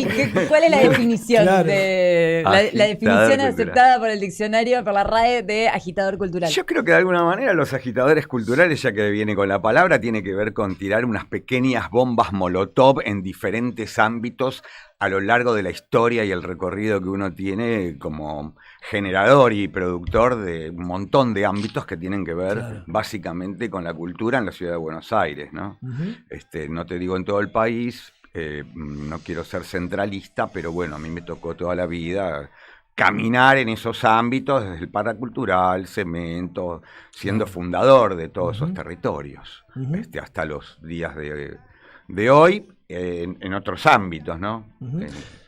Luis, ¿sos el mismo cuando actuás, cuando cantás, tocás la viola, escribís un poema? ¿Sos el mismo o vas cambiando de personalidades, de formas? ¿Cómo te percibís vos? Me percibo un carpincho ahora. Un carpincho. Me autopercibo carpincho. No, viste que estoy en la llama que llama yo. Sí. Y en un momento me autopercibo carpincho. Ahora vamos a entrar ahí. Me autopercibo carpincho en la llama. Sí. No, ¿cómo me autopercibo? Un trabajador dentro del ámbito cultural que tiene que ver con los movimientos estos de los que venimos hablando, donde se generan lo mismo que te dije antes, lugares de gestión independiente, también trabajo en el mainstream, y entonces voy como transmutando en diferentes lugares en los que me tocan responsabilidades que cubrir, básicamente conmigo mismo, ¿no? Porque uno emprendió ese camino. Claro. Y en ese ámbito yo me voy buceando. Buceo en la poesía, buceo en el rock, buceo en lo performático, buceo en lo teatral, como haber trabajado con Pompeyo Audibert y tener obras de... Siempre en lugares, digamos que... point, ¿no? Lugares que toman una forma. Y de golpe, bueno, estar trabajando en la televisión, hacer publicidades, ¿viste? Lo mío es como muy extraño también. La gente me va ubicando, pero ponele, tengo como 20 comerciales publicitarios. Claro. No hay actores o cómicos, salvo que seas un tipo muy conocido, que hayan hecho tantos comerciales publicitarios en la Argentina. Claro. Eso no está visto, tal vez. Pero la gente dice, este tipo lo viene a tener, este lo viene a tener, este lo viene a tener. Y tengo bocha. De hecho, hice comerciales con Agulla y Bachetti. Bueno, como te digo, soy parte de las originales Llamas, que ahora volvimos y estamos por todos lados. Y ahora, lamentablemente, falleció Ramiro. Ayer, anteayer o ayer. Sí. Tremendo, además un tipo joven. Sí, 62 años, tenía menos edad que yo.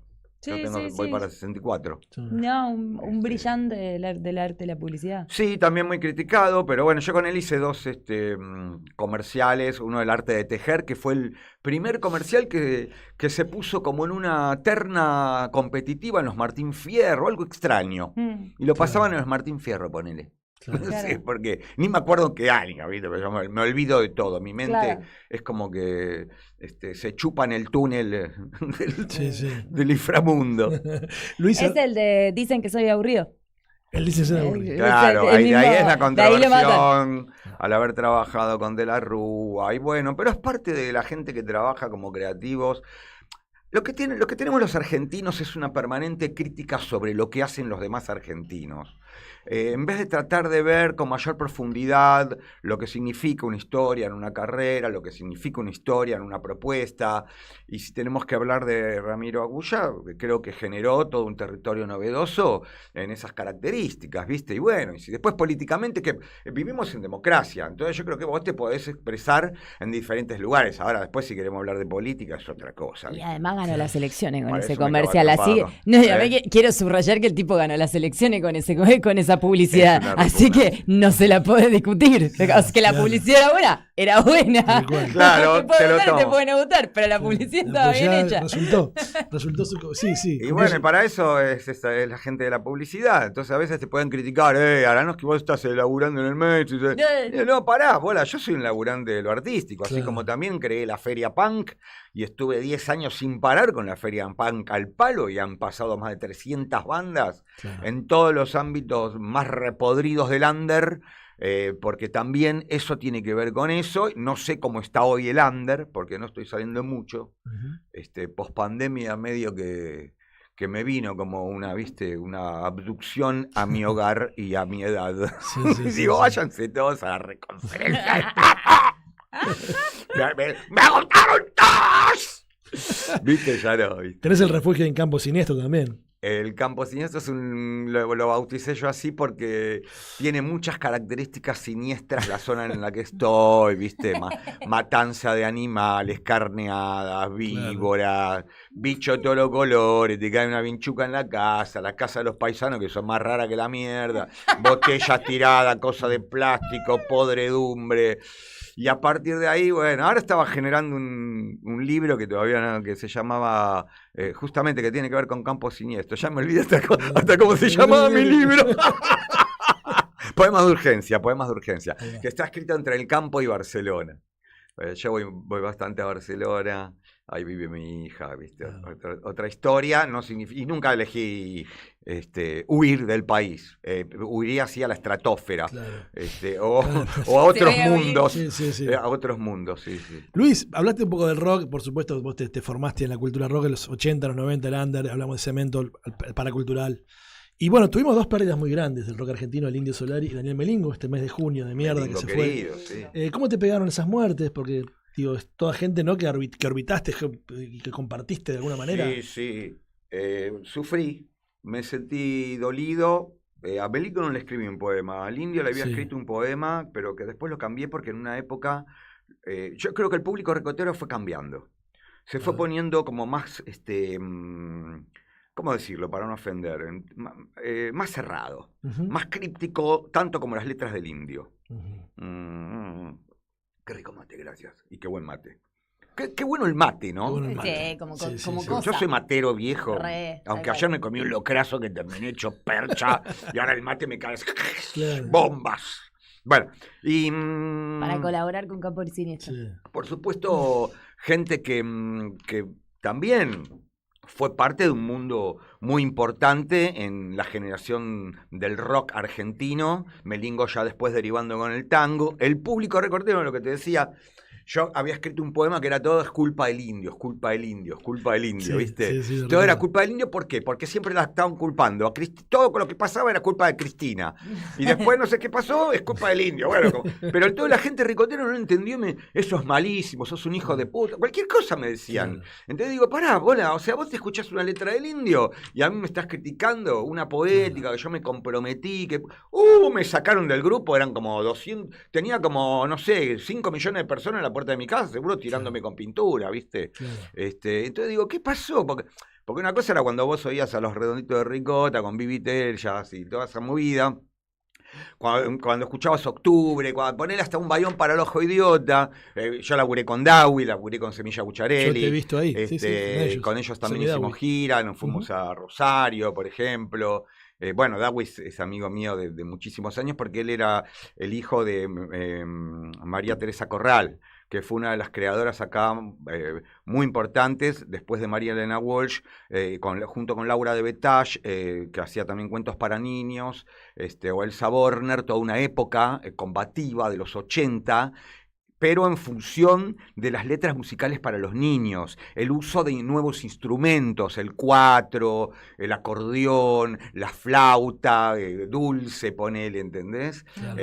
Y hay discos hermosísimos de Marité. Y yo trabajaba para Marité cuando ella tenía un sello discográfico que se llamaba La Cornamusa, que fue un disco tremendamente de catálogo, de culto, con música de Abel Carrevaro, guitarrista uruguayo, de Bola de Nieve, el pianista cubano, y eran en vinilos, y yo tenía 15 años y los distribuía en todas las distribuidoras de la época, donde había un interés, una avidez por la literatura, por la música, por la cultura, que creo que se fue, desde mi punto de vista, me puedo equivocar, de viejo choto, que creo que se fue perdiendo, ¿viste? Claro. Y bueno, entonces yo ya salía en ese tiempo con Alejandrita Davidovich, que era la hija, y que además el padre de Alejandrita fue el que creó las películas de Carlitos Balá y venía del cine ruso, Davidovich, ¿entendés?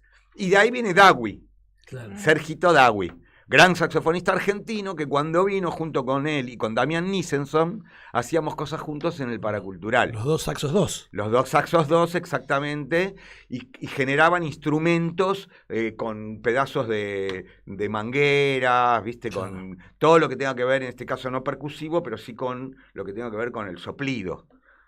Porque acá la madera, el saxo es una madera porque lleva una caña, claro, pero exacto. Tiene todo el formato, ¿entendés? Bueno, yo me fui al carajo. Pero pará, y Melingo, bueno, por supuesto, fundamental, me pegó muchísimo. Es espectacular porque se entrevista solo. Sí, sí. Ah, claro, entonces me fui a la mierda, ¿no? Sí, no, sí. Pero espectacular recorrido por por tu carrera. No, claro, porque lo que pasa es que tengo un problema mental, ¿viste? A mí me voy y me derivo por las ramas, me voy al carajo, ¿viste? Melingo. Bueno, no, con Melingo, por supuesto, me encantó cuando él pasó a todo lo que tenía que ver con el formato tanguero, cómo le fue, cómo construyó su vida desde otro ámbito que estaba fuera del rock y lo generó mucho en Europa. Y fue una cosa así que nos dejó a todos un poco helados, ¿no? Con él terminé haciendo un cortometraje que hacíamos los dos de fantasmas. Una cosa loca. Y me lo cruzaba en la escena, pero bueno, también me repegó la muerte de Melingo, ¿viste? ¿A quién no le pega una muerte de un montón de gente que vemos que qué está pasando, ¿viste? ¿Cuánta gente está como yéndose? Sí. Pero para que me preguntame vos, porque me voy a No, pero digo también, y gente que te hace la vida un poco más linda también, ¿no? Porque es un poco eso, ¿no? Sobre todo los que no hemos tenido vínculo más allá que del fanatismo, ¿no? Yo soy ricotero de toda mi vida. Yo soy los ricoteros que te quieren a vos. Por más que yo leí lo del Indio. Pero ¿no estabas en ese grupo? No estaba en ese grupo, pero lo leí porque No, pero si no te acaba trompada. Lo dividimos acá nomás. Claro, pues yo lo quiero, Luis, por eso lo interpreto bien. Che, yo le escuché que te estaba puteando. Nos pasó, Luis, un par de poemas que están ahí en un audio hermoso. Vamos a escuchar el primero. Dale, a ver, y después lo seguimos conversando. Dios murió en Tigre. San Andrés se lo llevó de gambeta en un pase al cielo de sus glorias, en el verdor del césped, al remolino de la hinchada, gritando goles hacia el túnel de las glorias. El mundo llora su mano de cielos, se hizo la rabona batiendo pelotas, acribillando infamias. Le cayó en pena la ruleta de la suerte, le cayó la cuchara, elevando el balón por la alegría, entre gamba y gambeta, bajo furia y piernas, al remate del campeonato ya sin flores, mientras nos hacen la croqueta. Dios murió en Tigre. No alcanzó esa bicicleta. Se bajó del arco iris en un falso asado a todos los cielos. El santuario llora la paz de su partida. Se nos fue el Pelusa, la artillería pesada de la historia en juerga, matando a tiro libre, atravesando campos, el banderazo funesto a millones de palomitas. Ya no alcanzan los banquillos y en un córner el balón vuela su comba, la delantera descansa disparando esa eliminatoria, declaran un empate en el camposanto de todas las camisetas. Las del Diego, las de todos los santos, las de todos tus muertos. A esa estrella. Dios murió en Tigre, se llamaba Diego y nos dio muchas alegrías. Gracias, Diego. Gracias. En época de mundiales, Un hermoso poema a Diego Armando Maradona. En época de mundiales, totalmente, sí. Aproveché justamente que teníamos eso. Creo que fue un ícono de nuestro pueblo, verdaderamente la palabra pueblo. Una persona sentida, una persona comprometida, y que desde otros lugares, justamente, en ese caso sí puedo decir que hay mucha gente termo que también vuelve a criticar, porque están, siempre los pros y los contras, los anti y todas así, ¿viste? Y encima siempre está la bipolaridad en esas cosas, tanto políticas como sociales, ¿viste? No, entonces, yo creo que el Diego para mí era un grosso, ¿no? Como para muchos de nosotros. Entonces, está dentro, no se puede comparar con Messi en otros términos, pero era el Diego. Claro. O sea, era un tipo que aprovechó en el buen sentido la política para estar con el pueblo, básicamente, pero no vamos a hacer una filosofía ahora de todo esto. Claro. Simplemente era un poema. Los poemas son como un arte menor, diría Borges, ¿no? Claro. Pero, ¿te pasó algo en particular? ¿Por qué ahora tiene que ver con esto del mundial? ¿O esto que decís también, que está un poco... Siempre decimos que los músicos, ¿viste? Pueden poner en la lírica una canción, ¿no? A lo que está pasando, lo que encuentran, lo que está flotando por ahí. Sí. ¿Hay algo parecido también cuando escribís poemas? Yo escribo tanto relatos como poesía, como mis propias letras de música, como lo he hecho con mis bandas de Triciclos Clos, la anterior que teníamos que era Aranowski Flash con Adrián Bar, ex Orions, que también se nos fue, también. Guitarrista a lo largo de años, compañero mío en un camino de ruta increíble. De Aranowski Flash pasamos con los Triciclos Clos.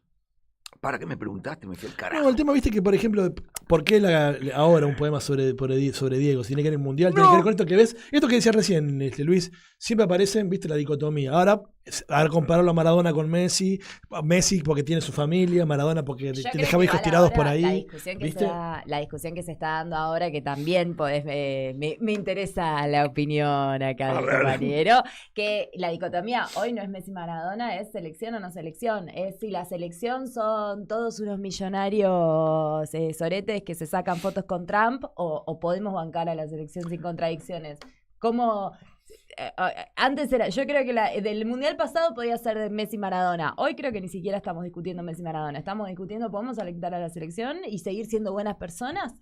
Yo te tomo lo que decís, sí, totalmente. Y además trato de no mezclar en este contexto el fútbol con la política, más allá de que hoy le dio un oxígeno a nuestro presidente engendro, enano, maldito, de ciertos ámbitos oscuros, en la política también oscura argentina, porque creo que toda la política está teñida de oscuridad y de corrupción, pero en este caso que ya se la están llevando con pala, entonces trato de no mezclar el fútbol con la política en sentido de la selección y ya tampoco en el sentido de la escritura. Tal vez en algún momento pensé el deporte como una distracción de lo popular, porque siempre el deporte, desde toda la vida, desde los romanos hasta las Olimpiadas con Hitler, donde gana un negro, ¿entendés? En el buen sentido de la palabra. No. Y yo estaba re contento también de que, digo, a los yanquis se les llenó todo, no es que sea anti-yanqui, pero digo, se les llenó, a los yanquis se les llenó todo de negros. Claro. Y es buenísimo. Claro. Y todas las elecciones que vienen de afuera tienen su cosa interracial y multicultural. Y es lógico, si los franceses se la pasaron colonizando, ¿viste? ¿Qué la legión extranjera que era? Entonces, acá vienen a boludear después con que al final no son franceses. ¿Cómo no son franceses? Tienen que ver con un mundo de la realidad y vivieron en Francia, nacieron en Francia o vendrán de otros lugares, pero son africanos, marroquíes. ¿Ves ese mundo multicultural como lo ves en Europa? Entonces, no me pongo en esa dicotomía que tiene que ver con poner al fútbol con la política. Lo mismo que tampoco me enojo con la política, sino que trato de entenderla de alguna manera. Uso esa frase que ya está escrita, pero con la política no hay que enojarse, hay que entenderla.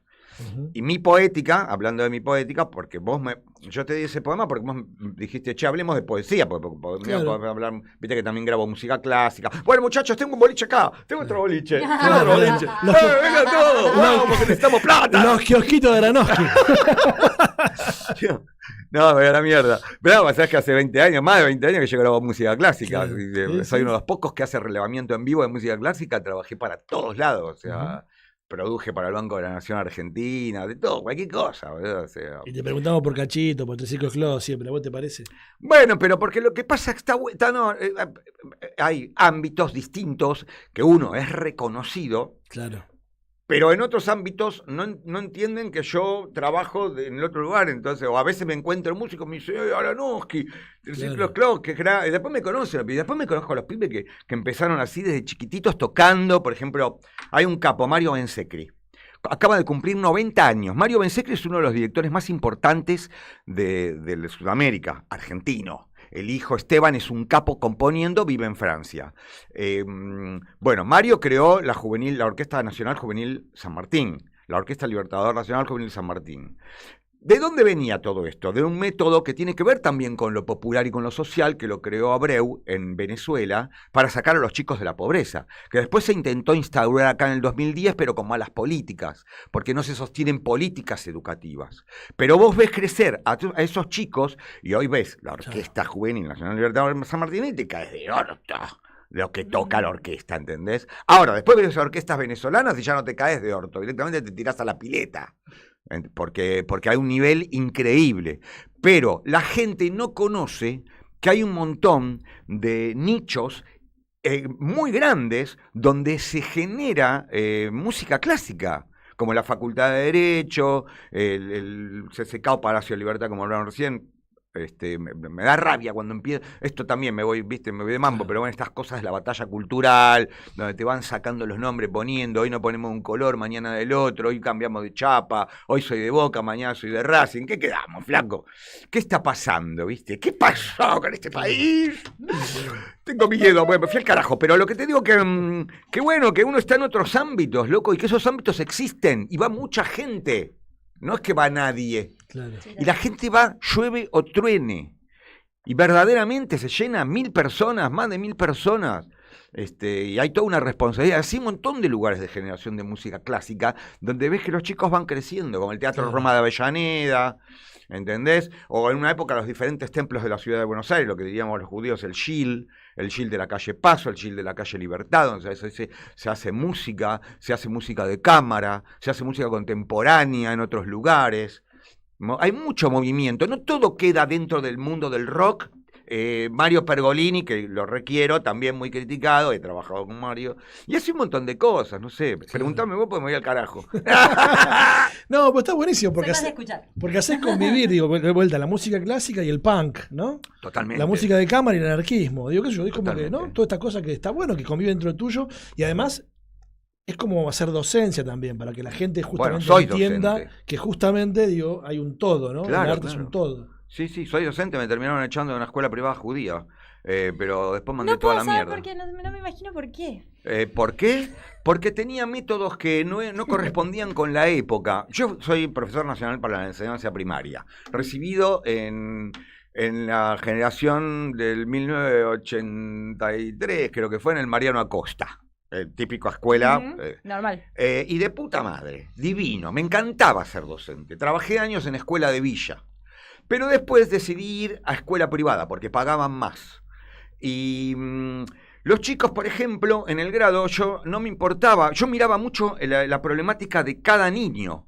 No solamente la currícula que vos tenés que dar en términos de matemática o en términos de materias, ¿viste?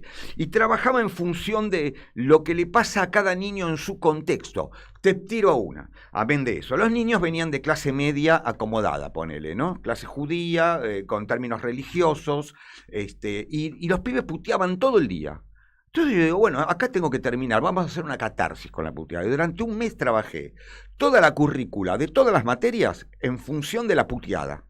Después les hice poner a todos en el aula carteles con narrativa, porque ponen el 4º grado, donde entras en la parte de la narrativa, redacción, bueno, después todo lo que tiene que ver con análisis sintáctico. Entonces, viste, te ponían, el loro hijo de puta se cagó en mi abuela. Claro, boludo. ¿Y después qué hacía? Los hacía parar, los pibes iban a hablar de biología, ponele, o cualquier cosa. Bien, buenísimo. Un pibe pasaba al frente, porque trabajaba lo que tenía que ver con la estructura del discurso en el niño. Todo eso no estaba acá, ¿entendés? Y entonces, ¿qué hacía? Lo hacía parar a otro chico o a otra niña en el banco, y decía, bueno, Jaimovich, judío, Jaimovich, ¿qué oíste, Jaimovich, de lo que dijo ese? ¿Entendés? Contame un poco, haceme un relato de lo que te pareció que él habló, cómo puso él el texto que habíamos preparado para que se exponga hoy en el grado. Y así, viste, ya hice un grupo unificado amoroso, pero me odiaban 50% de los padres y 50% me amaban. Porque aparte tenía el concepto de acá no repite nadie, no se preocupe, le digo. Yo no le voy a hacer perder al niño un año de su vida porque no sabe hacer fracciones o analizar determinada cosa con matemática o con un texto determinado. El niño tiene que seguir adelante. Le corresponde desde mi punto de vista al otro docente, pero claro, yo no estaba en la Waldorf, ¿viste? Estaba en una escuela judía que a la tarde había hibrit. Che, pero pará, los que te odiaban estaba claro por qué te odiaban, los padres. ¿Y por qué te querían? ¿Qué es lo que encontraban? Me amaban porque con los chicos teníamos una relación maravillosa y porque les encantaba mi manera de educar a los chicos, pero porque ellos lo sabían. Si yo hubiese tenido un profesor que me dijera analizar sintácticamente el loro es un hijo de puta, yo también lo hubiese amado. Pero vos como alumna. Ya es mi profesor preferido. Yo decía a los padres porque decía que los padres mitad te porque los chicos cuentan, es lógico que los chicos cuentan todo en la casa. Y es buenísimo, Luis. De hecho me regalaron, mira, cuando fue el día del maestro me regalaron entradas para ver ahora que sale un CD de Mercedes Sosa, ¿viste? Sí. Como, bueno, me acordé de eso. Me habían regalado una súper entrada así, al lado de Mercedes, en el Luna Park, para verla, claro, ¿entendés? Y así Milko me regaló un reloj todo como de oro, ¿viste? Así todo. No, había un montón de padres que me querían, en la escuela me querían, los profesores me querían, yo me pude haber quedado, porque estaba esa disyuntiva, pero decidí irme. Y ahí terminé mi carrera en la parte educativa en términos del trabajo con la niñez, ¿entendés? O las infancias, como dirían hoy, así un montón de cosas. Pero sí, me interesó muchísimo toda la vida el trabajo con la educación. Vale, después me metí en teatro, di clases de comicidad en lo de Brisky. Claro. ¿Quién lo hiciste? Sí, cuando fue lo de Adrián Bar, que estuvimos juntos, también ahí compartimos, vos hiciste como maestro de ceremonias esa presentación. Ahí, ¿ves? Claro, no me acuerdo de nada. Sí, esa presentación póstuma, ¿no? Póstuma no, pues ya estaba grave. Se murió malito a los 15 días. Sí, estaba malito ya. Me pidió Adrián, cabrón. Adrián, sí. Ahí me habías contado, me dijiste por lo bajo, que volvían las llamas. Me dijiste, no digas nada porque vuelven las llamas. No, porque tenía un contrato de confidencialidad. Ahora puedo decir todo. ¡Qué genialidad! Y yo te lo prometí y guardé el secreto que volvían las llamas, pero yo lo sabía por boca del propio Luis. Volvieron las llamas. ¿Y cómo te reencontraste? De puta madre. Un equipazo de primera que hemos jugado en primera desde su existencia. Todos somos un grupo de compañeros que ya venimos del paracultural. Tenés a Damián Dreisig, que es la llama. El abuelo soy yo. ¡La herencia! Yo qué sé, ¿entendés? ¡Ay, me autopercibo carpincha! Yo qué sé, no sé. Abuelo. Se me fue. Es que amo las llamas. Yo crecí con las llamas. Yo soy muy chica, ¿no? Y cuando yo era chica salían las llamas en la tele.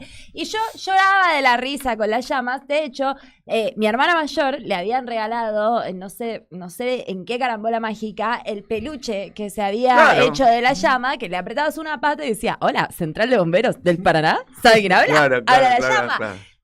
Lo gasté completamente. Fanática de la llama. Claro, la llama. Claro, y cierro con esto que, bueno, está Damián Dreisig, Vanessa Weinberg, que venía conmigo de la escuela de Brisky, y Vanessa Weinberg también trabajaba en el paracultural. Damián Dreisig venía de los Messi. Claro. Después lo tenés a Daniel Casablanca de los Macocos.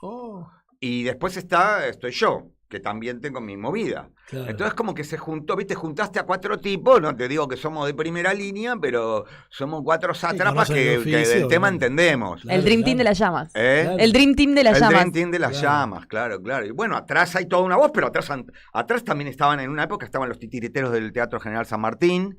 Hoy hay otros titiriteros que son divinos, que también muchos se dedican al rock, se dedican a un titiritero cerrajero, pero son de alto nivel los titiriteros. Lo mismo que Seba Wilhelm y, bueno, me olvidé el nombre del otro muchacho guionista, perdón, discúlpenme, no me da todo el bocho. Y bueno, entonces ahí creo que eso es algo a nivel más popular, pero se pegó la llama, pegó de nuevo. Yo tengo mucha recepción en términos de que mucha gente, ¿viste? Me dice, boludo, está buenísimo. Otros no les gusta, les parece más boludo. Y bueno, no todo es para todos, ¿viste? Sí, y ahora anexaron al jugador de fútbol el jugador de fútbol. ¿Cómo claro, a Yamot. A Yamot. A Vicuña. La Vicuña lo vi también. Lo vi el otro día de morir. Lo vi a Yamot, no podía creer. Claro, y después yo estoy en una baguala, por ejemplo, donde canto todos los remedios, los medicamentos que tiene que tomar un viejo, ¿viste? Clonazepam, tramadol, ¿viste? No, somos muy irreverentes en ese término, ¿viste? Después le dimos duro a los egipcios, ¿iste? Con la estafa piramidal. O sea, se hicieron recontra mega virales con la estafa piramidal. No, bueno, pero... ¿Cómo salió ese chiste? Y es lógico, bueno, y si no, viste, quedaste como una momia. No es muy difícil armar ese guión, pero bueno, en ese caso. Claro. No, los guionistas son buenísimos. Yo que entiendo de guión, porque también trabajé en guión años, ¿viste? ¿Te acordás que había un programa que se llamaba Club Social y Deportivo? Como fue el primer programa que hizo Fantino, casi. Después vino Mar de Fondo. Exacto. Pero bueno, yo fui el productor de todo ese programa en función de que lo llevé al cordobés Daniel Arauz, lo llevé a Ricky Strife, que estaba en los Triciclos Clubs, me fui con mi amigo Diego Olesque, y yo, y nosotros armábamos todos los guiones, hicimos más de ponerle 500 guiones. Sin parar, fue la primer tira comedia argentina en el cable, que duraba 25 minutos todas las putas tardes. Claro. O sea, no paraba, yo le tenía que hacer la comida porque la quería mi hija full. Y le hacía la polentita a mi hija, y viste, y le decía, Rubí, por favor, tengo que sacar un guión para... Y te duraba a cualquier hora, viste. Bueno, y imposible. Y después tenías que ir allá al estudio, tenías que presentar el guión, dirigir el piso, etcétera. Estaba Anita Martínez, Mariela Fernández, Meteoro, bueno, un montón de gente. De ahí derivó toda la movida y otras movidas más. Claro. Agradecerte mucho por esta visita, ya nos estamos yendo. Además de las llamas, ¿en qué andas, Luis? ¿Qué otro proyecto tenés? Hablaste de un libro que se viene. ¿Qué sería el sucesor de este? No, yo ya tengo 2 libros que están digitales. Uno era un fanzine que estaba muy bueno, que me lo editó Ezequiel Ábalos, mi compañero de 14 años en la tribu, haciendo radio. Mira, viendo, porque editar está complicado hoy. A nadie le interesa nada. Entonces yo lo que estoy ahora es en mi proyecto de vida propio. Después estoy muy metido con la música clásica y con la llama ya tengo cubierto también un momento que me llena el espíritu, digamos, en términos laborales y en términos de que trabajo en un lugar que toma forma. Claro. Entonces ahora, no sé, quería armar una banda de tango, ver por dónde mando, pero tranquilo, porque llega una edad, viste, que decís, para la mano, papá. Para la mano un poco, no es necesario, no soy una persona que tenga esa necesidad permanente, ¿viste? Siempre tiene que decir en qué andás, ¿viste? Claro. Y si perdés la escena porque no estoy trabajando con Tinelli, yo qué sé, ¿entendés? Me voy a volver loco porque no tengo laburo en la televisión. No, para nada. Yo no quiero hacer un carajo, en realidad, ¿entendés? O sea, nada, quiero chupar vino todo el día, comer ayer un mondongo, yo qué sé, dale. Sí, pero tiene que ver también con que esto de ver lo que dijiste al comienzo también, que exploraste tantos lugares, tantas cosas que no sé si te quedará mucho por hacer en términos de... No, yo creo que me queda un montón. Me encantaría, por ejemplo, bueno, ¿te acordás de Diablo, la película en la que estoy? Sí. Ahí la pasé bomba. Javier Dimén, por supuesto. Nicolás Loretti, es el director. Y a mí me gustaría participar en lugares así. Me gustaría ver si puedo pegar una buena peli donde tenga verdaderamente un lugar donde pueda desarrollar mi biología escénica y ponerla con todo. Me gustaría hacer un western argentino, pero bien, un western que hay. Estaba Shy, de Spinner, pero que no llega a ser western. Es otra cosa, pero bueno, me encantaría generar ese cine de género. Pero de género porque género western. Claro. En el otro era cine bizarro, claro. ¿Entendés? Como Steve Buscemi o como a lo Guy Ritchie. Claro. Bueno, re violenta, diablo. Yo la recomiendo que búsquenla por YouTube. ¿Te acordás de Trinity? Trinity, Spencer, sí, eso era más divertido, otro palo, los dos locos, eran como dos payasos del western, el spaghetti western, sí, muy largo todo, yo qué sé, váyanse a cagar, che, ya me tiene. Luis Aronofsky, gracias, che, por venir. No, gracias a ustedes. Disculpen que me haga la entrevista a mí mismo. Déjenme el programa ahora. Era un chiste. La próxima invertimos. Ofendí la llama. Invertimos los roles. Gracias a todos, a todas, compañeros, compañeras. Capítulo número 56, nos despedimos hasta la semana que viene. Lamentablemente, ¿nos podemos ir con algo de llamas? A ver, ¿será? ¿Está la llama por ahí? Vamos a escuchar si está la llama por ahí. Te estamos tirando un centro, Luis. Buscate la de Carpincho. Podés buscar Carpincho, en Nordelta. Podés buscar Baguala del Viejo, yo qué sé, hay un montón. Claro, porque si no lo tenés a Damián solo. Pero no, todos atrás estamos con las risas. Poné lo que quieras, yo qué sé, da igual. Hasta la semana que viene. En Caput. Estamos con el padre Paco, que para mí es un placer y un honor. Buen día. Hola, buen día. Pasan cosas. Riéndome, seguramente Eve habría dicho alguna de sus bravuconadas y seguramente me hizo reír profundamente. No recuerdo exacto, pero sí recuerdo lo último que nos dijo en la plaza. Hay que hacer una pueblada para echar a estos jueces de mierda.